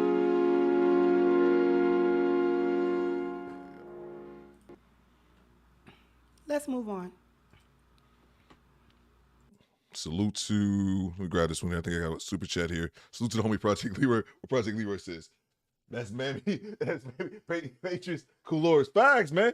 And that's funny, because I was thinking of you, Project Leroy. I'm like, Project Leroy gonna love me eating this shit up. Especially when Crimson Cure was pointing out the board when he had the man, the white dudes and the possible wife, and then the Black American lady, then the non-FBA. I saw Project Leroy in the bed. You see that? You see that?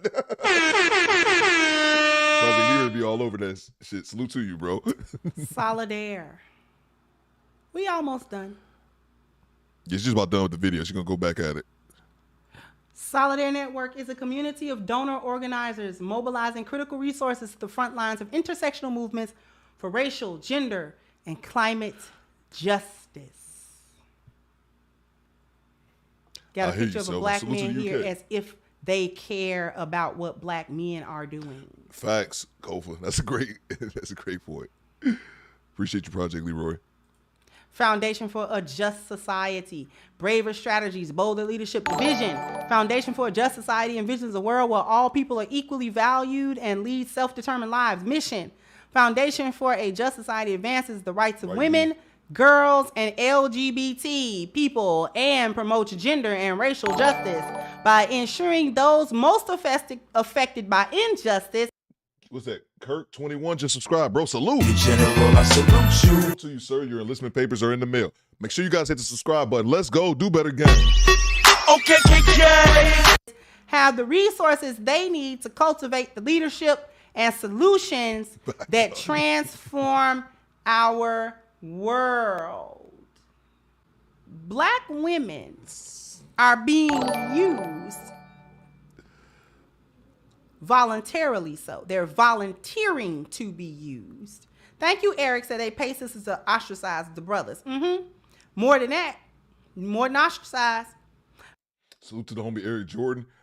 I got 5 on it.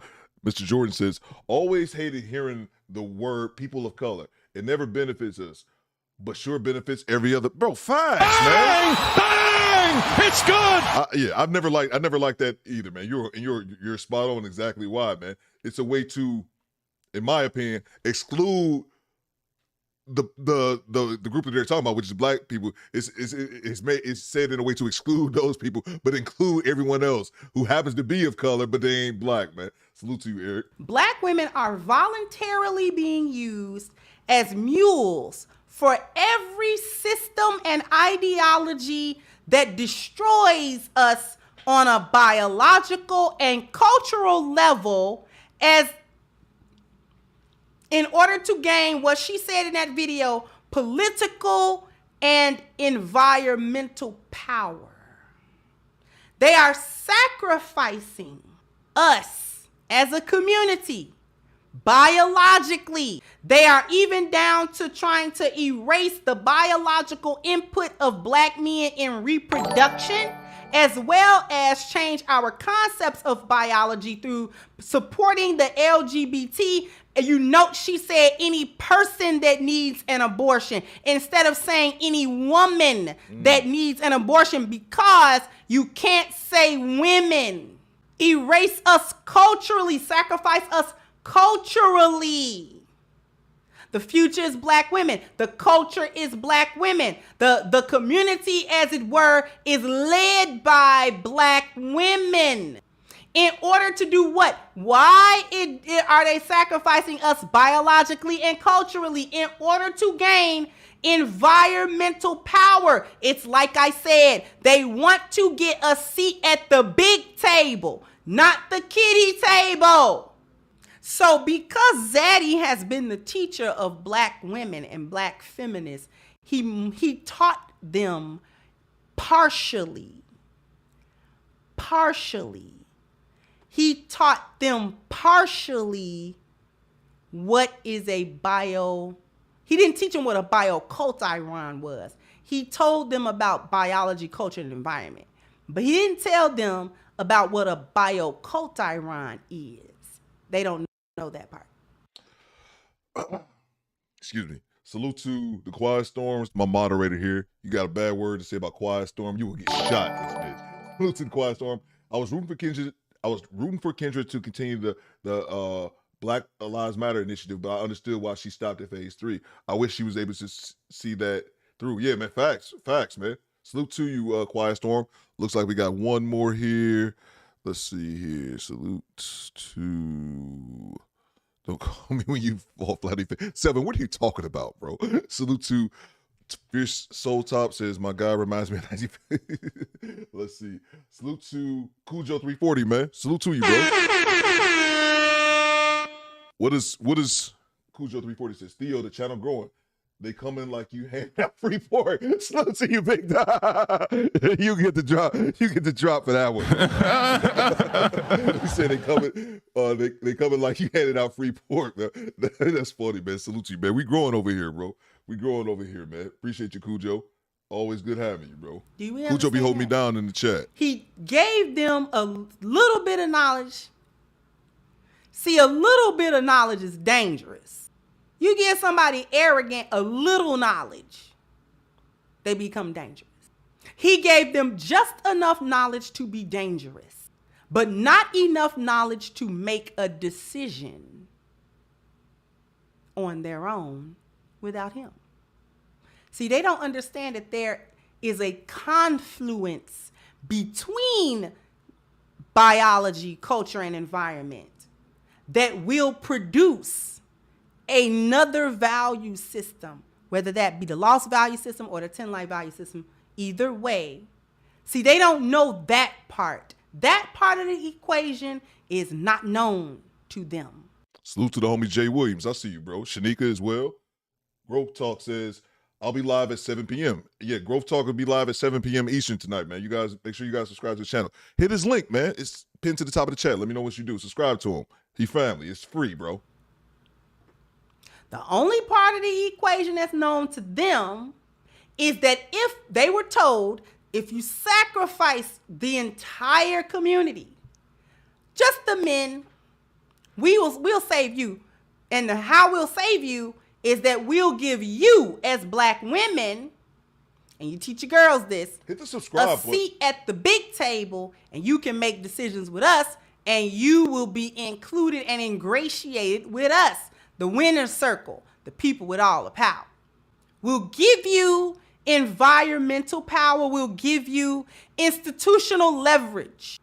We'll give you leverage in the legal system, family court system. We'll give you political leverage. We will make sure that you are voted for over and above black men for political offices and things of that nature. We'll fund you. We'll back you. We'll give you campaign. You know, as we see fit, we'll do it.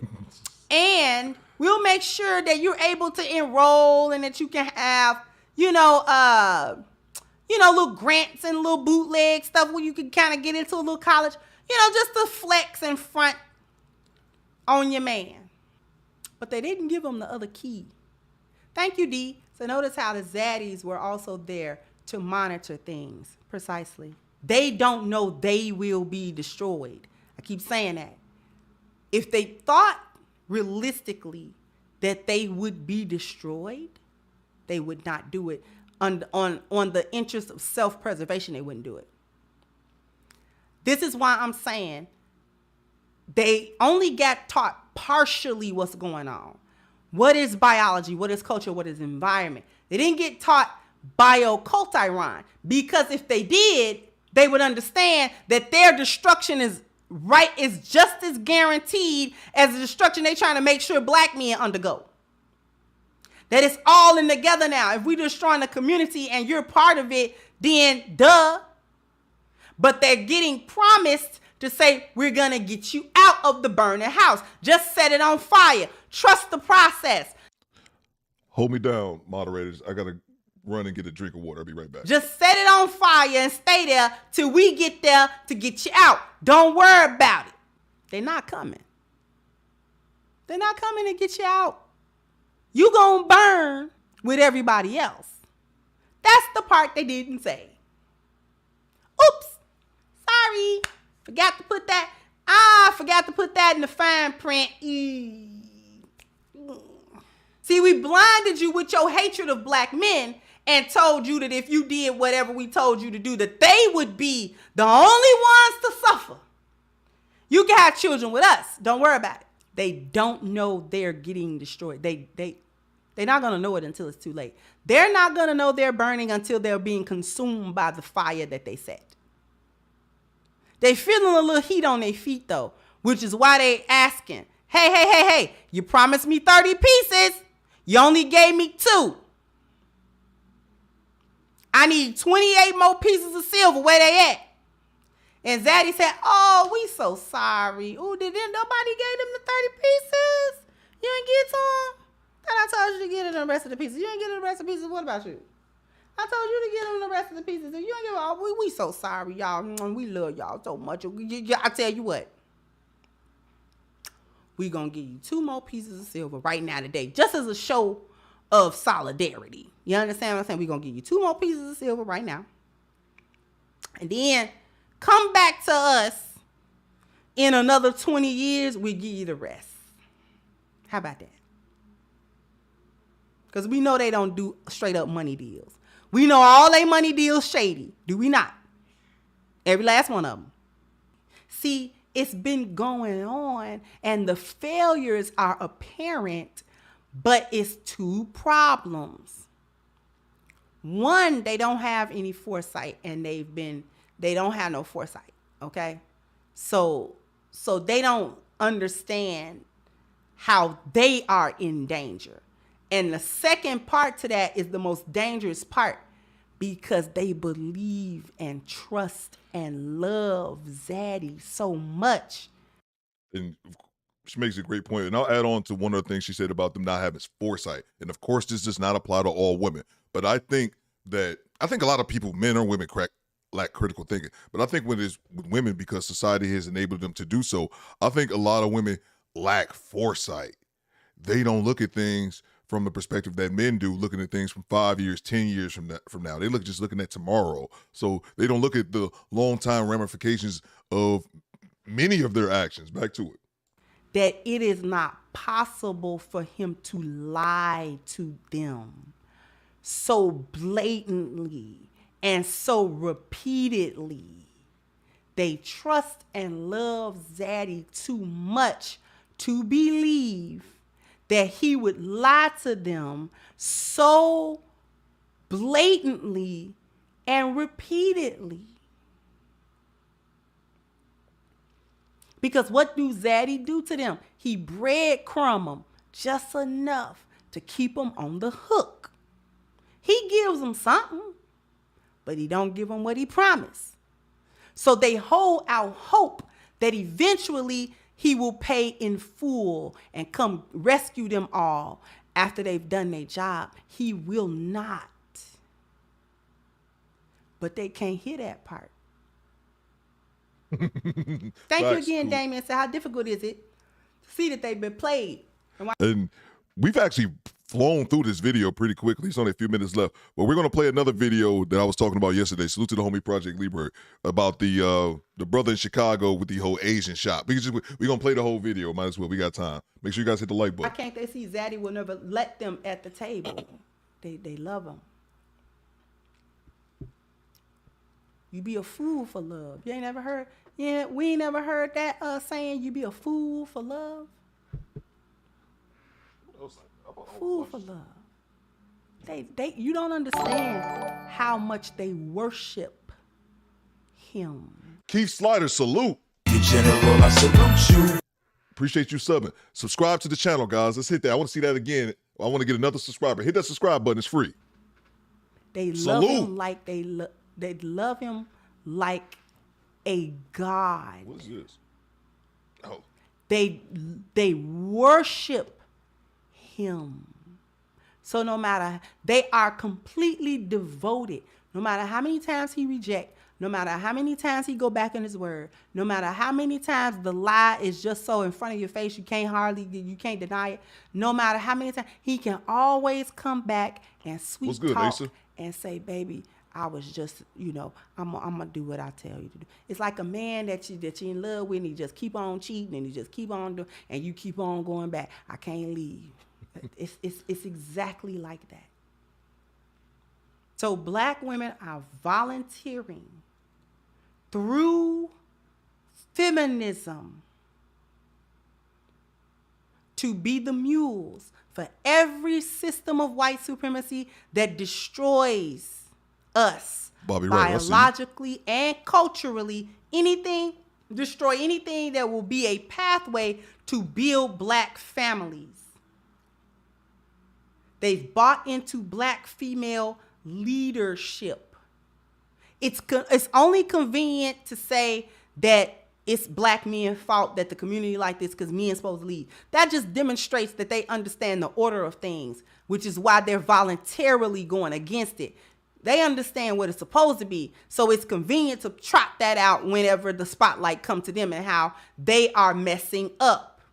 Thank you, G Money. So it reminds me of the people who burn down their homes for insurance money. Then they get caught and end up in jail and homeless.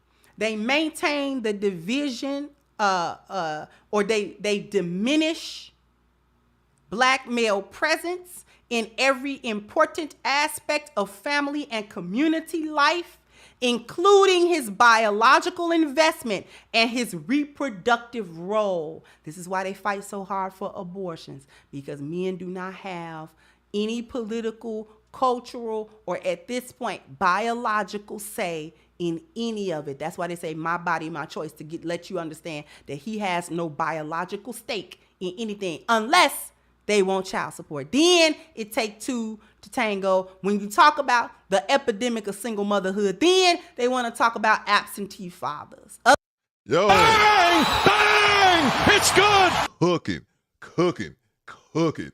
And like she said, take away all culpability of the man, biology, as far as biology. As soon as they come to child support, oh no, we need him here. Kofa dropped a jewel right here. The only time they will be at the table is serving. Bang! Bang! It's good! Oh, no, I think I might have to pull out. Be forgetting I had for a comment like that, bro. Let's get back to it. Other than that, when it's not convenient, they don't want to talk about black male reproductive rights or his reproductive role. They also promote the Rainbow Coalition. Well, not the Rainbow Coalition. I ain't gonna do Jesse Jackson like that. They support the Rainbow Group, which by definition of what is promoted there, they are anti-family from a biological standpoint.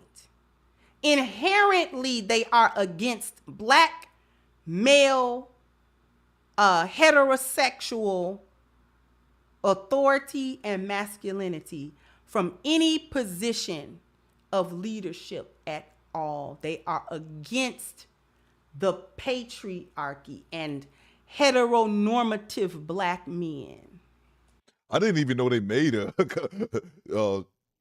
Bobby Wright says, "Look at the comments about the new Color Purple." I didn't even know they remade Color Purple. God, I haven't even seen Color Purple as an adult. Like I remember them watching my folks watching it. My mom, not my folks, watching this shit all the time. That was the mission statement of Black Lives Matter, was it not?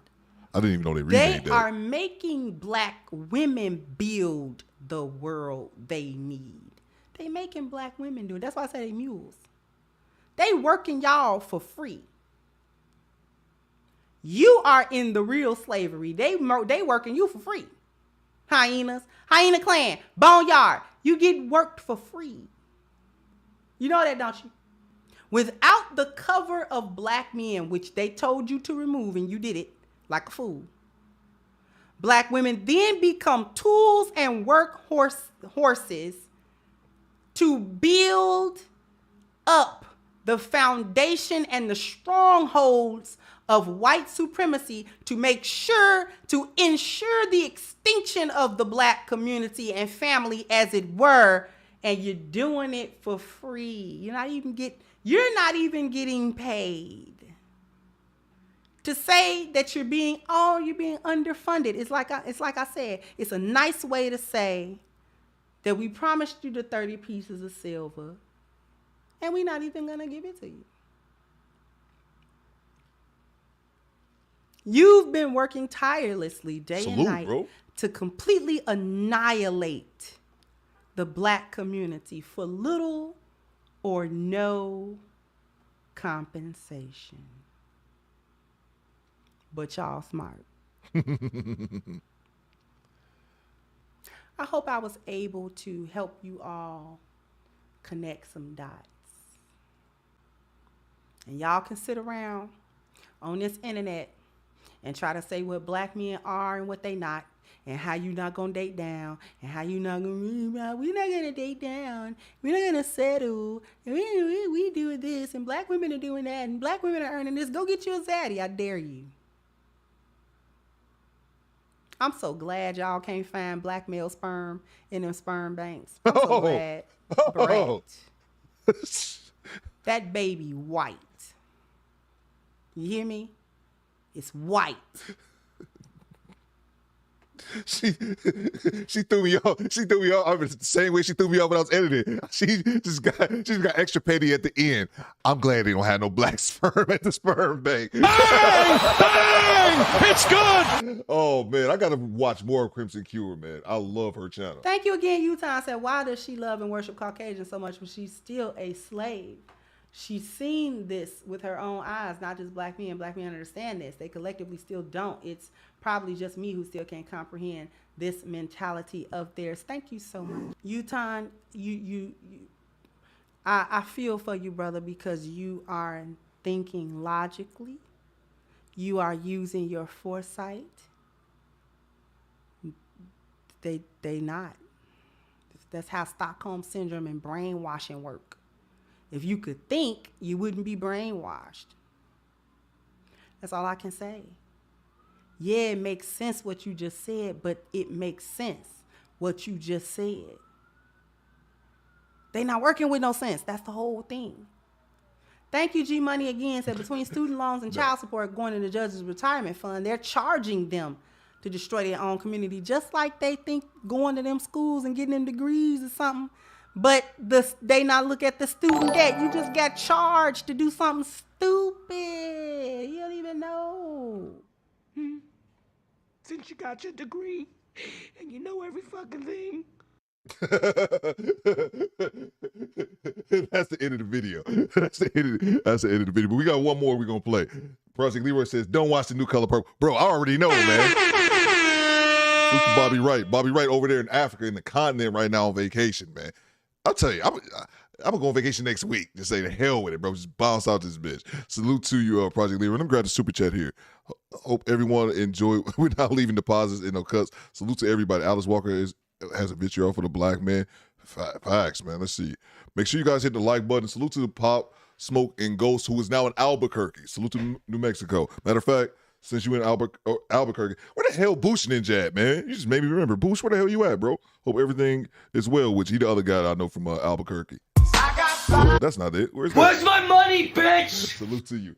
He says, my priorities have slightly switched again after watching this. Man, I'm telling you, bro, Crimson Cure makes great content, man. She makes great content. I just don't react to her enough, man. I'm going to react to her more. Like the homie Quiet Storm said previously in the stream, we need more Kendra. I think she's Kendra D. We need more Kendra D, less Kendra G. And I haven't even watched Kendra G in a few days. And that's the beauty of Kendra G. It's a never-ending content. It's a never-ending content creation machine. Because so many hood boogers, Pookies and Bookishas, stay calling into her show making content. I just got to leave it alone, walk away from it for a few days, come back, and it'll be more nonsense. So maybe we'll do some, I don't even want to say, maybe we'll do some Kendra tomorrow. Maybe not. Maybe I'll take the day off. Salute to you, Mr. Pop Smoking Ghost. Salute to Albuquerque as well. Salute to Waterbury, Connecticut, where the homie Styles 973 is watching from right now. That speak gonna punch me in the jaw. Salute to everybody. Let's see here. We're gonna get to this last video here. Salute to Project Leroy. This is by his recommendation. Salute to you, Smitty's Corner. I see you. Respect. Marcus said, can you put her link into the chat? Oh yeah, no doubt, Marcus. I did it earlier, and I'll make sure I have it pinned in the chat. But yeah, I'll do it right now. Give me 1 second. Let me grab this other one. I left it earlier for Janesta as well. I should have did that. Oh, you guys already beat me to it. Here you go, Marcus. Right here, Mr. 10 Plus has it. I'll go ahead. Matter of fact, I'll pin it to the top of the chat. That's Crimson's Cure link right here, and yeah, we got a pin to the top of the chat. Appreciate the super chat, sir. Let's see here. Salute to you again. That's Mr. Marcus. What's your last name? Gibson. Is it Gibson? Okay, Gibson. Okay, Gibson with a P. Salute to you. Salute to Cujo. He said, bro, bring your ass to the VI St. Thomas to be exact. Yo. Bang! Bang! It's good! Well, I'm there, man. I might the VI, as long as I got weed, bro. That's the other thing, Cujo. As long as I should have said that. I should have prefaced my statement yesterday by saying that I'm going on vacation, but Theo needs trees wherever he goes. Bang! Bang! It's good! Don't be telling me, Theo, come to fucking Abu Dhabi or some shit in the UAE or whatever place where you know I can't even watch somebody smoke weed on TV. Let alone no, man. But yeah, I need weed. It's got trees. I'm there, man. It is the Virgin Islands, the Bahamas. Somebody hit me up about a connected Jamaica. I'm with it. And Monarch Travel, whoever you are, I'll put you on blast. Monarch, hook me up. Ain't this what you do? I swear to God. If Monarch Travel don't hit me with at least one travel destination and this goddamn name is Monarch Travel, I'm blocking you. I'm getting you the fuck out of here, cuz. Respectfully. I see you in Mona D's chats, so automatically assume you're a man about business. If I don't hear back from you, I already know you just spamming people's chat. And I'll likely block you, man. So let's get to it. Theo Trees matter. Bang! Bang! It's good! I already know Cujo gonna hold me down. Salute to you, man. Oh no, man. We back. No, we back on it, man. We back on it. Definitely. It's, we gotta grow, baby. I can't get to 100,000 subscribers, bro. I want that plaque, bro. When they hit me the other day, we're gonna get right to the video, guys. I promise. When they hit me the other day when we were doing the Kevin Samuels thing, and it was actually the Raging Half Asian, he was the one that pointed it out. He said, dude, you know you're gonna be getting the plaque, right? Talking about the 100,000 one. And I was like, yo, I had no idea. I want that plaque, bro. I'm about to make some videos right after this end, man. I can't get that 100,000 if I'm just taking days off. So let's get back to it. I'm emailing the dude about my ad, about my sponsorship. I forgot about that shit. Salute to everybody. Let's get to it, man. Let's get to it. So last video I got, Amsterdam. Derek, you keep talking about Amsterdam, bro. I'm not trying to go all the way to the Netherlands, man. I'm trying to stay a little bit more local, man. I appreciate you. Probably should have went to Amsterdam back in the day, man. But let's get to it, man. This video I have here is from, I think it's from the Philip Scott show. I've been watching that dude show his YouTube channel for like years, man. Now he done grew that shit into like a whole news network now. But let me find the video. Give me 1 second. I had a hard time finding it yesterday. Give me 1 second, guys. Bear with me a second while I find it. I was just looking at that. Yeah, it's right here. It's right here. Tyrone Muhammad watched as women he defended go right back into the Chicago nail salon. Let me switch my screens and we'll get right over to it. A Monarch Travel probably like, dude, what the fuck? Yeah, Monarch Travel. Don't just be spamming people chat. I'm putting you on blast. Salute to you, Smitty's Corner. Make sure you guys check out Smitty's Corner as well. It's funny. Him and JB out there getting at it. It's just funny. Let's see. Let me switch my screen. Share screen. Here we go. And you guys don't know, we were just talking about this happened a few years ago, and we were just kind of reliving old videos. For some reason, we were on 8Ball yesterday. Now we're on Tyrone Muhammad. Let me adjust my screen. There we go. Okay, cool. Make sure you guys are hitting the like button. This is from the African Diaspora News channel. Man, he's at 1.5 million subscribers, bro. It's crazy watching him grow, man. I remember watching him on YouTube 10 years ago. I should have been making videos 10 years ago. I'd be a fucking millionaire. Last week, we seen our brother Tyrone Muhammad went to the Color Nails out in Chicago. Now, this brother had got a report that they were putting hands on black women. The first time he told them not to do that. The second time he came over, he decided to make a statement. So as you saw in the video last week, Tyrone Muhammad got a bag of bricks and he started breaking windows. And the community bailed him out of jail. They donated over $30,000 to Tyrone to help him and be in support. But that's not the end of the story, unfortunately. We wish that Tyrone's efforts was something that could be respected, something that could be honored. That's dope. They're the brother that went right back to that particular nail shop. And he posted the video.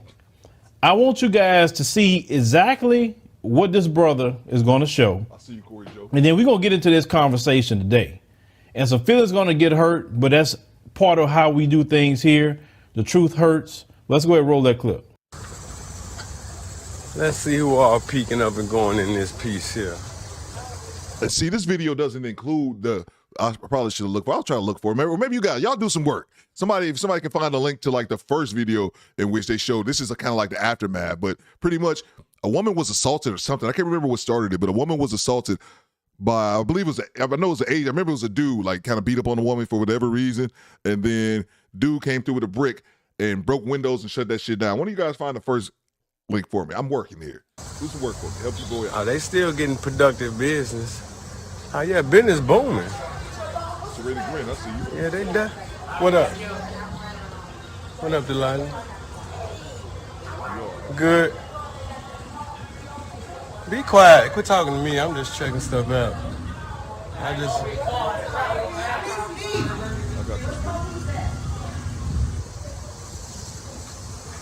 you. Yeah, they kind of deep in there. They definitely kind of deep in there. Business has not changed. So boarded up windows and all, the brother walked in, as you can see, just checking it out, and is full of sisters sitting in there wanting to get their nails done. Their dignity and self-respect is worth a fake nail that don't grow out their hand. They don't care if Tyrone took a stand for them. There were many brothers in that comment section of the video was saying, I don't know why he's doing this. He's going to get himself in trouble for nothing. Watch it go right back to that shop. Brothers were saying, this is why I won't do anything, because it's not being respected. Now, Tyrone, in my opinion, his efforts were honorable. His efforts was great. And a lot of people support Tyrone. I support the brother. I definitely support him having the money given to him by the community. But at the same time, Tyrone himself saw the women going into that shop. She must have believed in domestic violence. And we fighting for her, but she said leave them people alone. Well, y'all got to understand, everybody don't have the same concept. You can't judge them. That's the problem. Leave these people alone. You are the people. She actually said that. What are these people doing for you besides putting fake nails on you? I'm gonna see if I can find the more first beautiful video. than you already when you went in there. Hold these individuals accountable. Well, And in this case, hold on. We're about to win. We're gonna win, and we're not accepting no losses in this. And y'all doing it.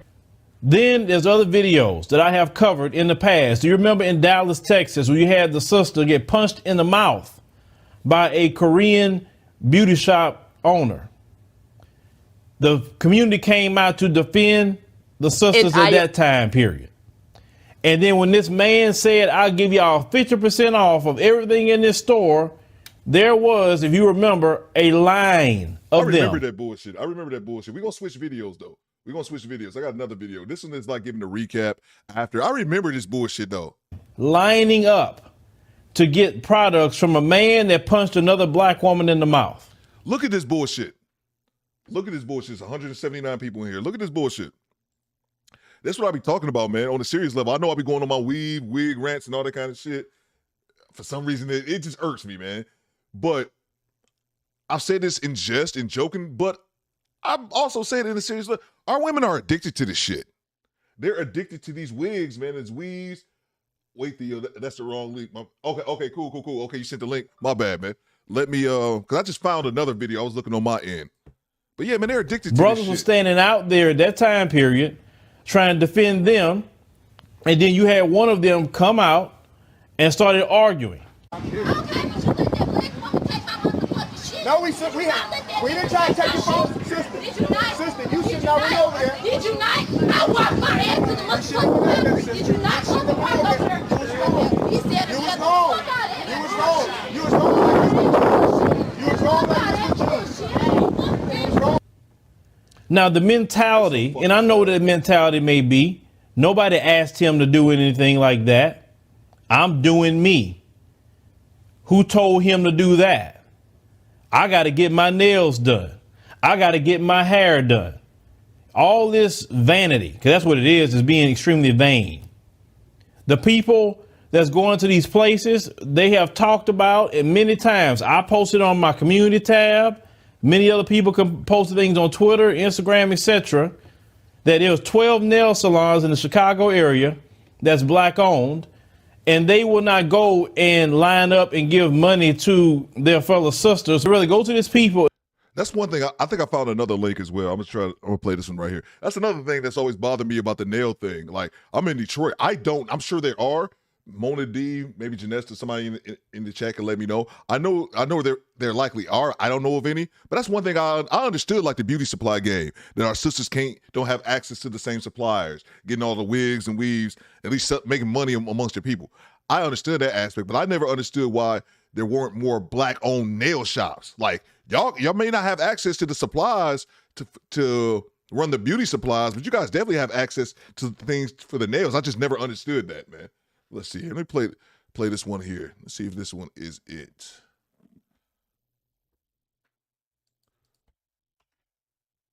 And I am back with that. It's your girl Fool Ass Scott, and today we got Tyrone Muhammad in the office. Now, it's been all over the news, all over Facebook, Instagram, just social media, period. How these salon workers will put their hands on black women and put their hands on black little girls. Not only that, it's been shown several times on videotape where Asian men will literally put their hands on black women.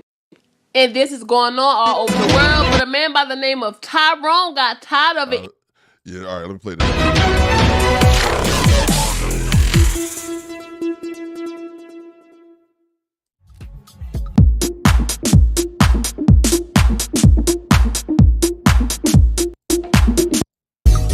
Goddamn, Phil, these fucking ads.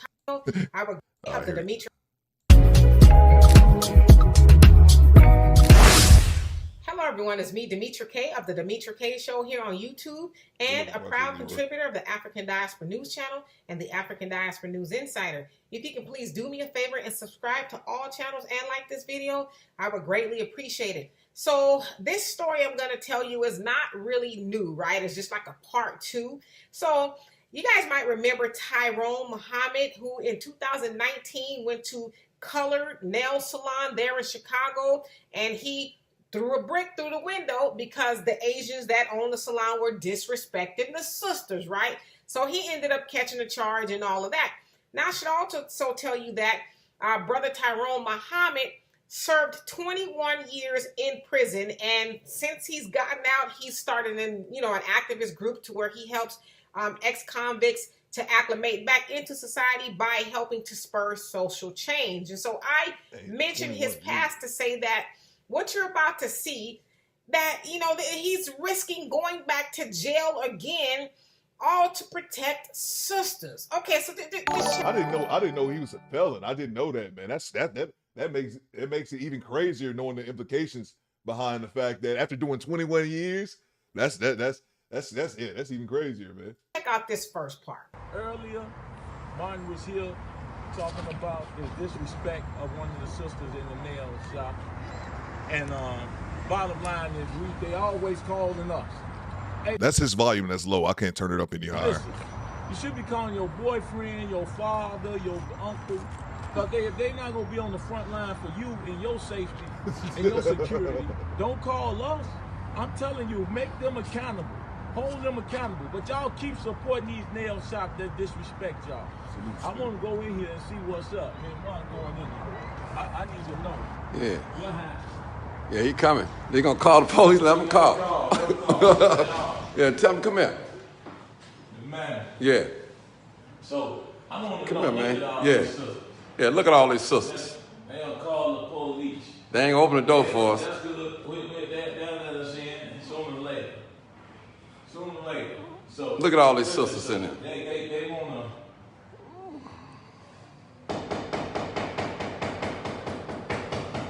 I need a manager. We need a manager. So as you saw there, he's back there at a different salon there in Chicago off of 205 West 87th Street. It's a nail and spa salon where... Salute to one MMG Sniper. He says, sisterhood only applies when it comes to black men. Facts, man. Fact. Appreciate you, MMG. another sister was disrespected. And like you said, why y'all keep calling us? Where y'all, the men in y'all family, to help protect you? But since you call me, okay, I'm going to go do work. So he goes in there and he's asking for the manager. Now, as he's waiting for the manager to come to the window, open the door, check this out. Mind your business. Mind your business, brother. Mind your business. This ain't got nothing to do with you. This ain't got nothing to do with you. This ain't got nothing to do with you. Tyrone, don't argue with her, man. Don't argue with her. Turn your back. Break it. Help me break it.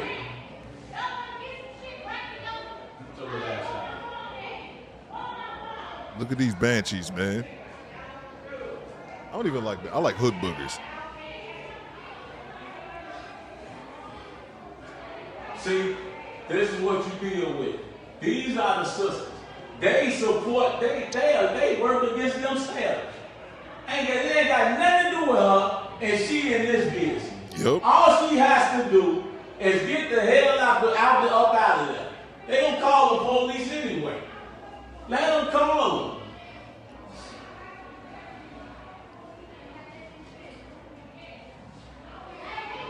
Look.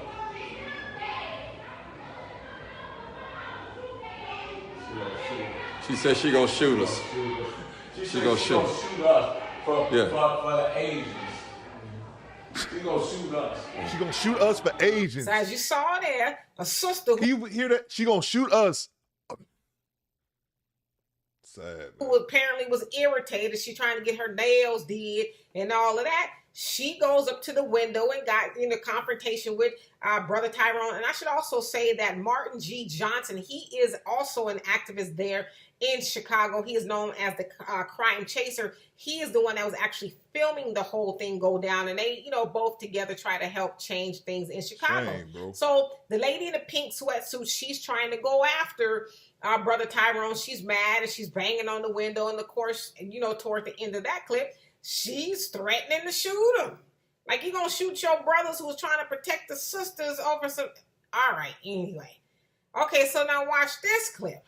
Come on, let her out. Open the door. Come out, but you ain't out. Hey, stop that. You already know what we got going on right here. Shut up. So as you see there was some more people, even before that, more people are trying to get in the nail salon, even though they see Brother Tyrone and Brother Martin trying to, talk to the manager behind the sister being disrespected in the salon.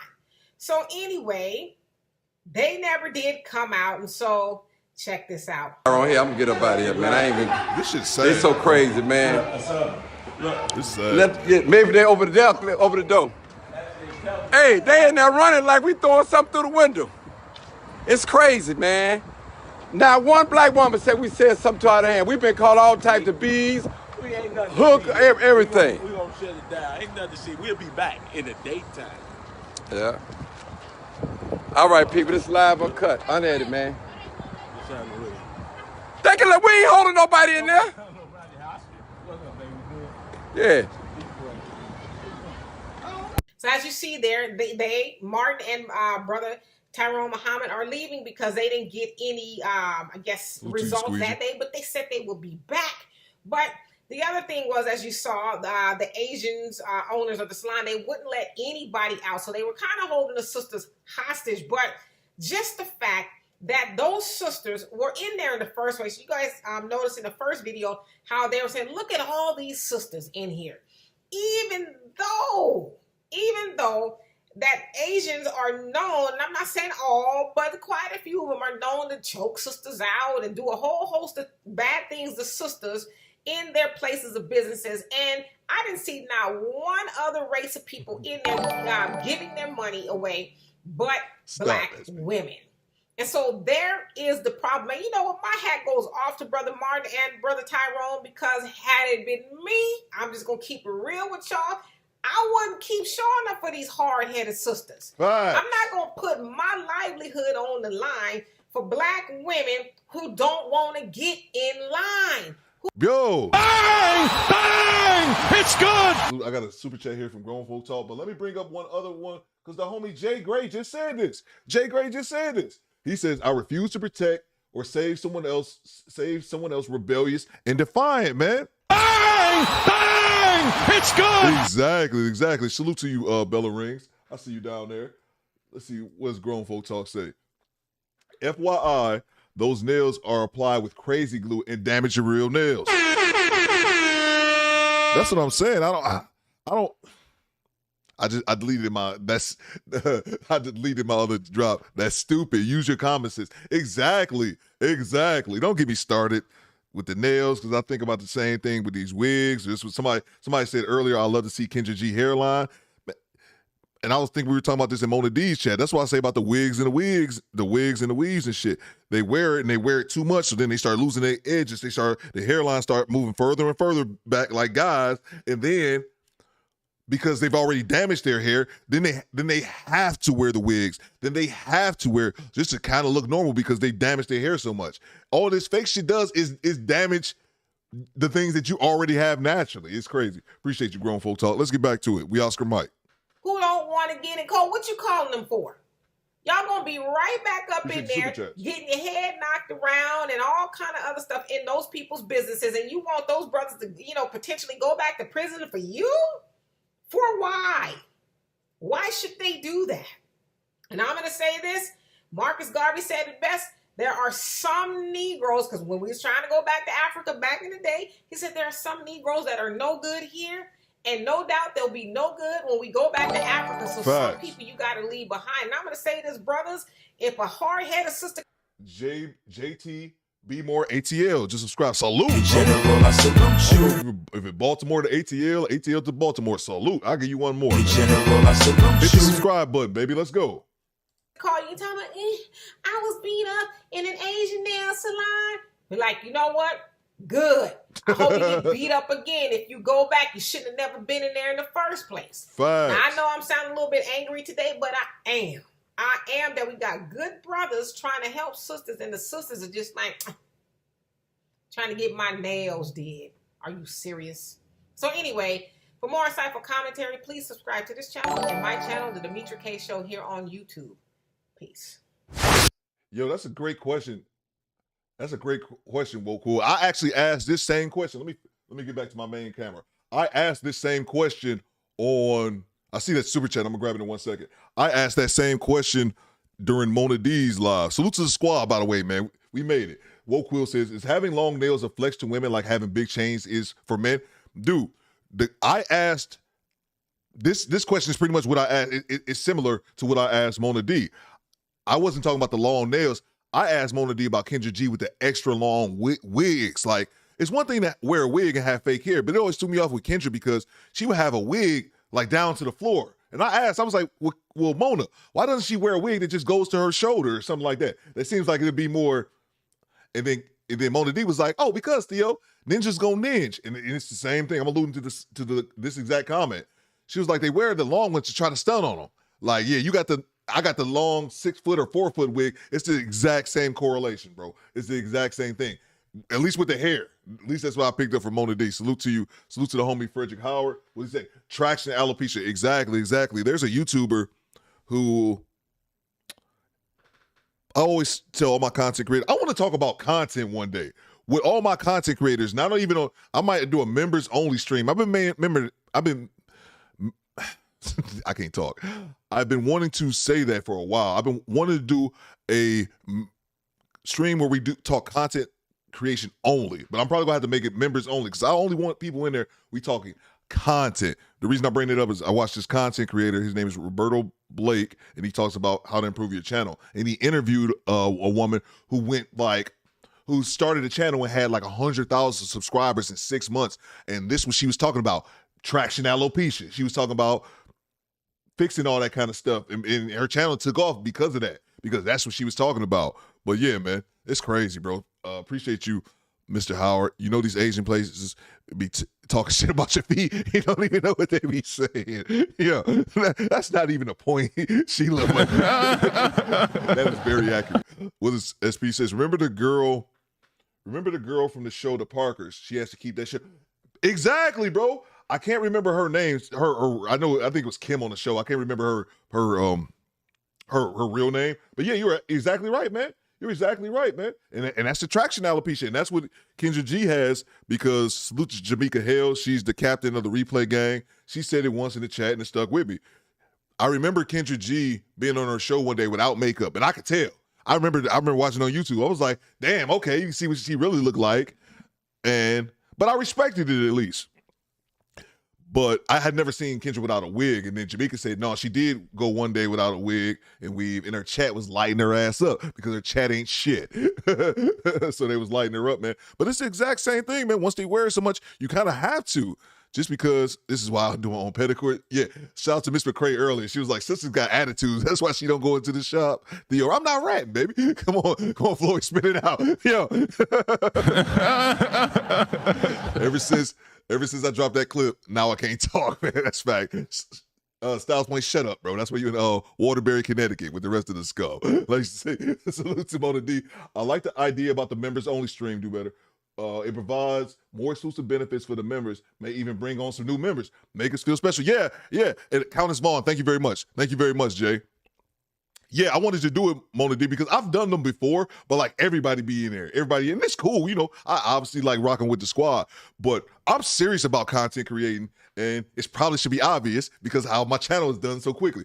But I didn't realize how serious I was about it, and now that it's kind of paying my bills, I'm more serious about the shit. And I want to see everybody that's in, all the moderators in the chat, I want to see y'all channels grow. And I think a lot of y'all can grow. Y'all just focus on the wrong thing. And I've been noticing it for a while. Too many people in content creating. I'm talking people that's in this stream right now. Too many people y'all focus on live streaming. Y'all don't need to be focused on live streaming. But we talk about that in a different time. But yeah, that's something that I wanted to do, but I didn't want a whole bunch of people in there. Salute to you, RM. A whole bunch of people in there. Like I want to talk content creating and nothing else. No Kendra G. No Kevin Samuels. I want to talk content creating and how we can bounce ideas off each other. Me and Mona D just kicked it on a Sunday one day, just chopped it up on the phone for like over an hour, and just the amount of information that we got to share amongst each other, I think it'll be extremely beneficial for everybody else. But I don't want people in here screaming 7 seconds when we talking about Kendra G. So learn Mandarin or traditional Chinese. Facts, man, facts. Which matters. I got to get back on my Spanish thing. Salute to everybody in the squad. Yeah, absolutely. Roberto Blake, thank you very much. Thank you very much, Mona D. What SP here? SP here talking some bullshit, ain't he? What SP said? Let's see here. Sheila, I picked up my ex in the nail salon. They were dragging a woman about her crusty nails and tackling her. Yo, fact. And that's so funny, man. I was with my boy once. We were in Korea. My boy's Filipino. We were stationed in Korea, and he just got there. And he like from Cali. He's a dude like he's Filipino, but I didn't even think like he Like, this dude's American, but he was talking, and these girls walked by. He started busting out laughing because they was speaking in Tagalog, and he was like, hey, they were talking about this dude over here. I just thought that was pretty funny, man. Salute to everybody. Roberto Blake dropped jewels on long live streams for content creation. He drops jewels on how to improve your channel, even when you don't have the money to do so, just small tips and tricks. One of them that I learned is playing different music. Don't play. I used to play the same one song across the length of a video if you choose to play music. But I love that. I love the idea. Oh yeah, no doubt. People gonna have to join up on the membership, but it's gonna be definitely. I've been wanting to talk about that for a while, but I don't like talking content creation with people who aren't serious about content, because that's the thing that I've learned doing this YouTube for a while. There's content creators and then there's people who own YouTube. I'm a content creator. We got a whole lot of people that's on YouTube who think that they're content creators. No, you're just on YouTube. There's a big difference, man. And that's not me trying to stun or anything like that. That's just what I've learned doing this for a while. So salute to you, Koopy, putting the work in. Salute, man. Appreciate you guys. Speaking of grown, I'm 13 subs. Yo, let's get Mona D 13 subscribers, y'all. Let's get her 13 subscribers. Hit Mona D's link right here. Subscribe to her channel. Where is it at? Mona D is right here. I just brought it up for whatever reason. Yeah, make sure you guys subscribe to Mona D, because we're going to get Mona D. We're going to get her up. I'm trying to get Kofa up to his 1,000 subscribers. Try to do it in chronological order. Trying to get Growth Talk with Kofa. I'll be forgetting. Get him up to 1,000 subscribers. Then Mona D is definitely next. So make sure you guys subscribe to Mona D. Would definitely help. I must complete my live chat. Oh, yeah. Oh, no doubt, bro. No doubt. No, yeah, you got that challenge. Keep going, man. Going live. I'll talk about that. I'll talk about that. Going live a lot serves, even though I don't think a lot of you guys should be focused on going live. It's just my opinion. I ain't some YouTube expert. I'm just a dude with a little bit of experience.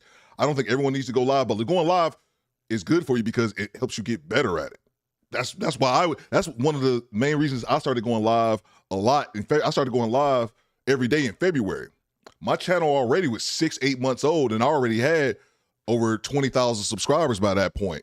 But I've gotten better. That's my ultimate point. So yeah, you should do it for repetition purposes. But I think for other purposes, a lot of people shouldn't be focused as much on streaming. But we'll talk about that one day. So it sounds like it's a good idea. I'm down for it. Twitch is easier to grow on than YouTube. I might have to look into it, man. I have to look into it. I think it's easy. Well, I don't want to say that. I want to say I think it's easy to grow on YouTube. I don't want to say that as well. I like going live, but I really love making videos. It helps me get better at editing as well. Oh yeah. We're gonna talk about it one day. Where is it? Smitty's. What are you talking about, Smitty? Salute to everybody in the chat. Let me know, man. I'll still be here for a few minutes. And yeah, we out. Do better. I gotta think of a show for tomorrow, man.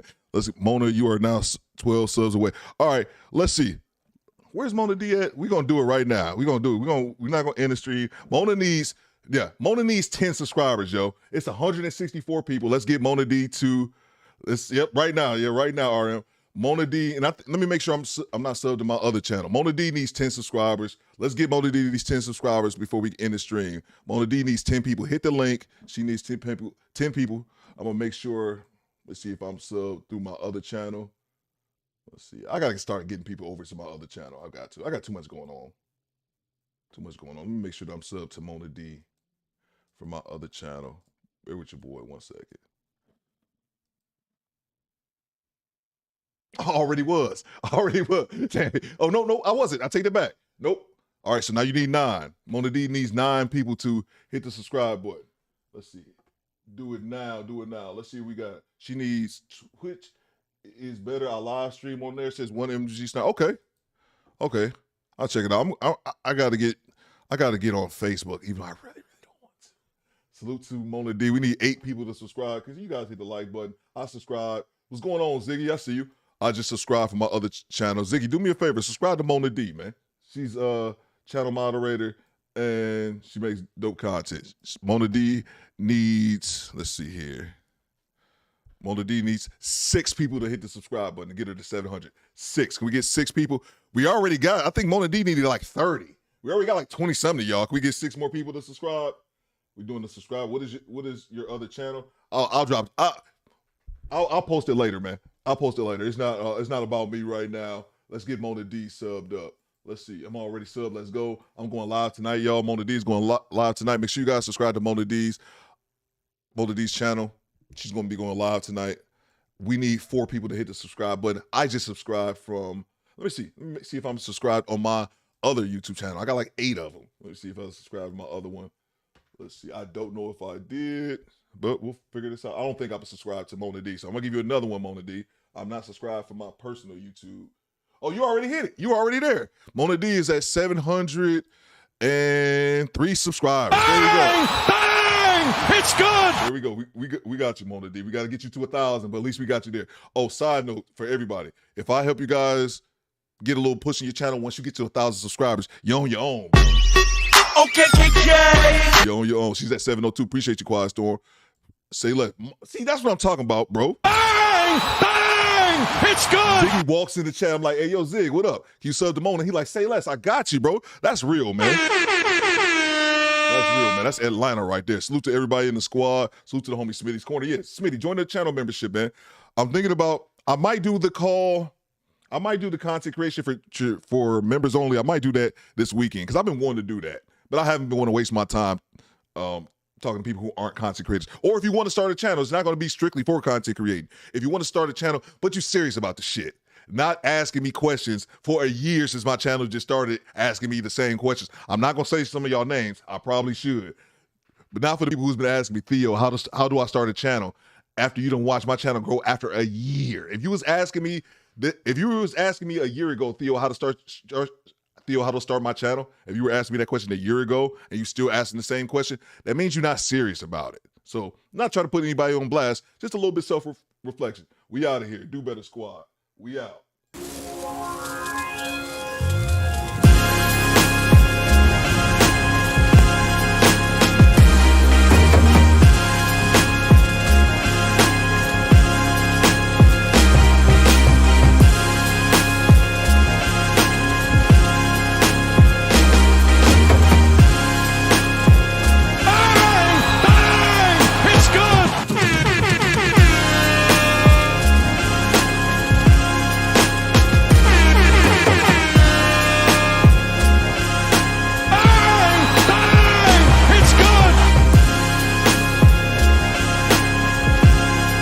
Shakalaka!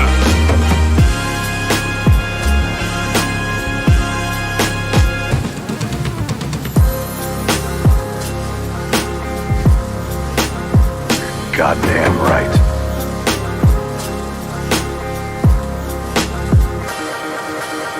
Get to the chopper!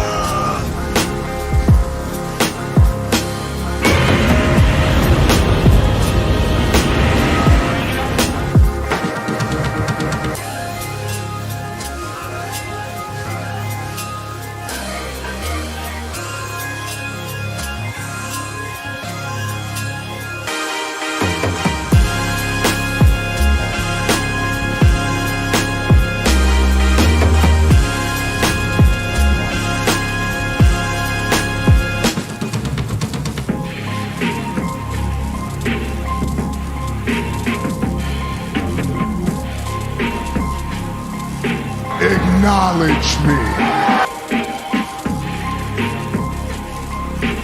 Boom shakalaka!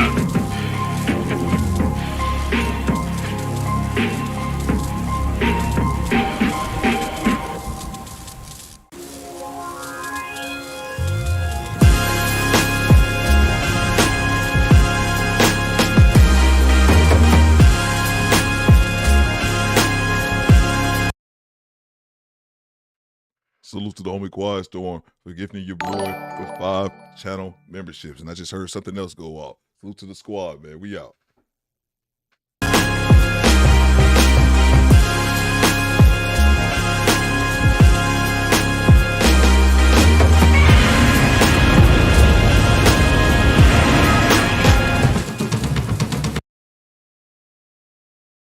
Who is it you think you see? You clearly don't know who you're talking to, so let me clue you in. I am not in danger, Skylar. I am the danger. A guy opens his door and gets shot, and you think that of me? No, I am the one who knocks. I'm living on the air in Cincinnati. Cincinnati, WKRP. Top of the morning, governor. That's right. It's time for biscuits and hot tea. I don't think you have the facilities for that, big man. You understand?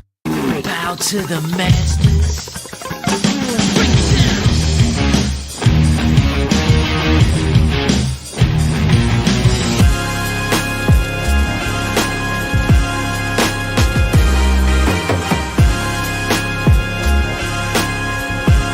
Is it the shoes? Turbulence, people. 7 second rule. It's a big lab. We're gonna follow the 7 second rule. So just wait 7 seconds.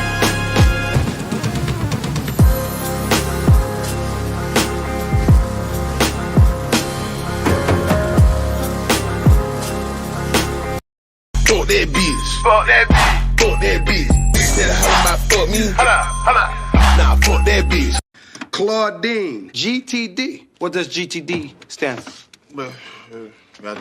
Man, you are in a court of law. There are a lot of people in here. We can't hear you. Your Honor, you're going to have to make them speak up. What does GTD stand for? Got the draws, okay? Yeah, he got the draws.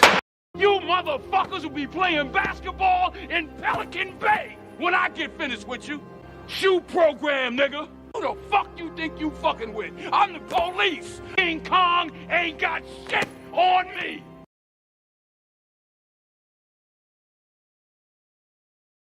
Come hell or high water. And to be clear, I am the hell and the high water.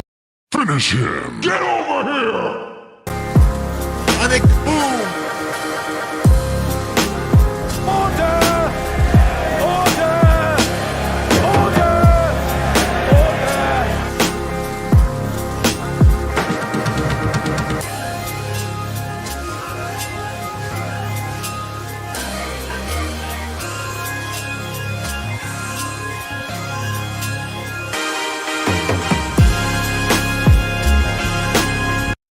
George Smith says, "Yo, Coop, I think I'm more scared of failing at content creation because it's so new.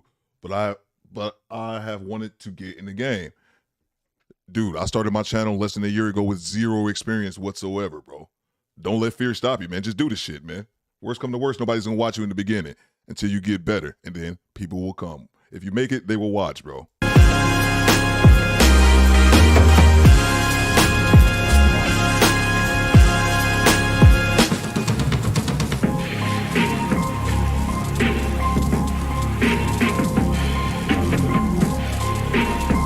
Goddamn right.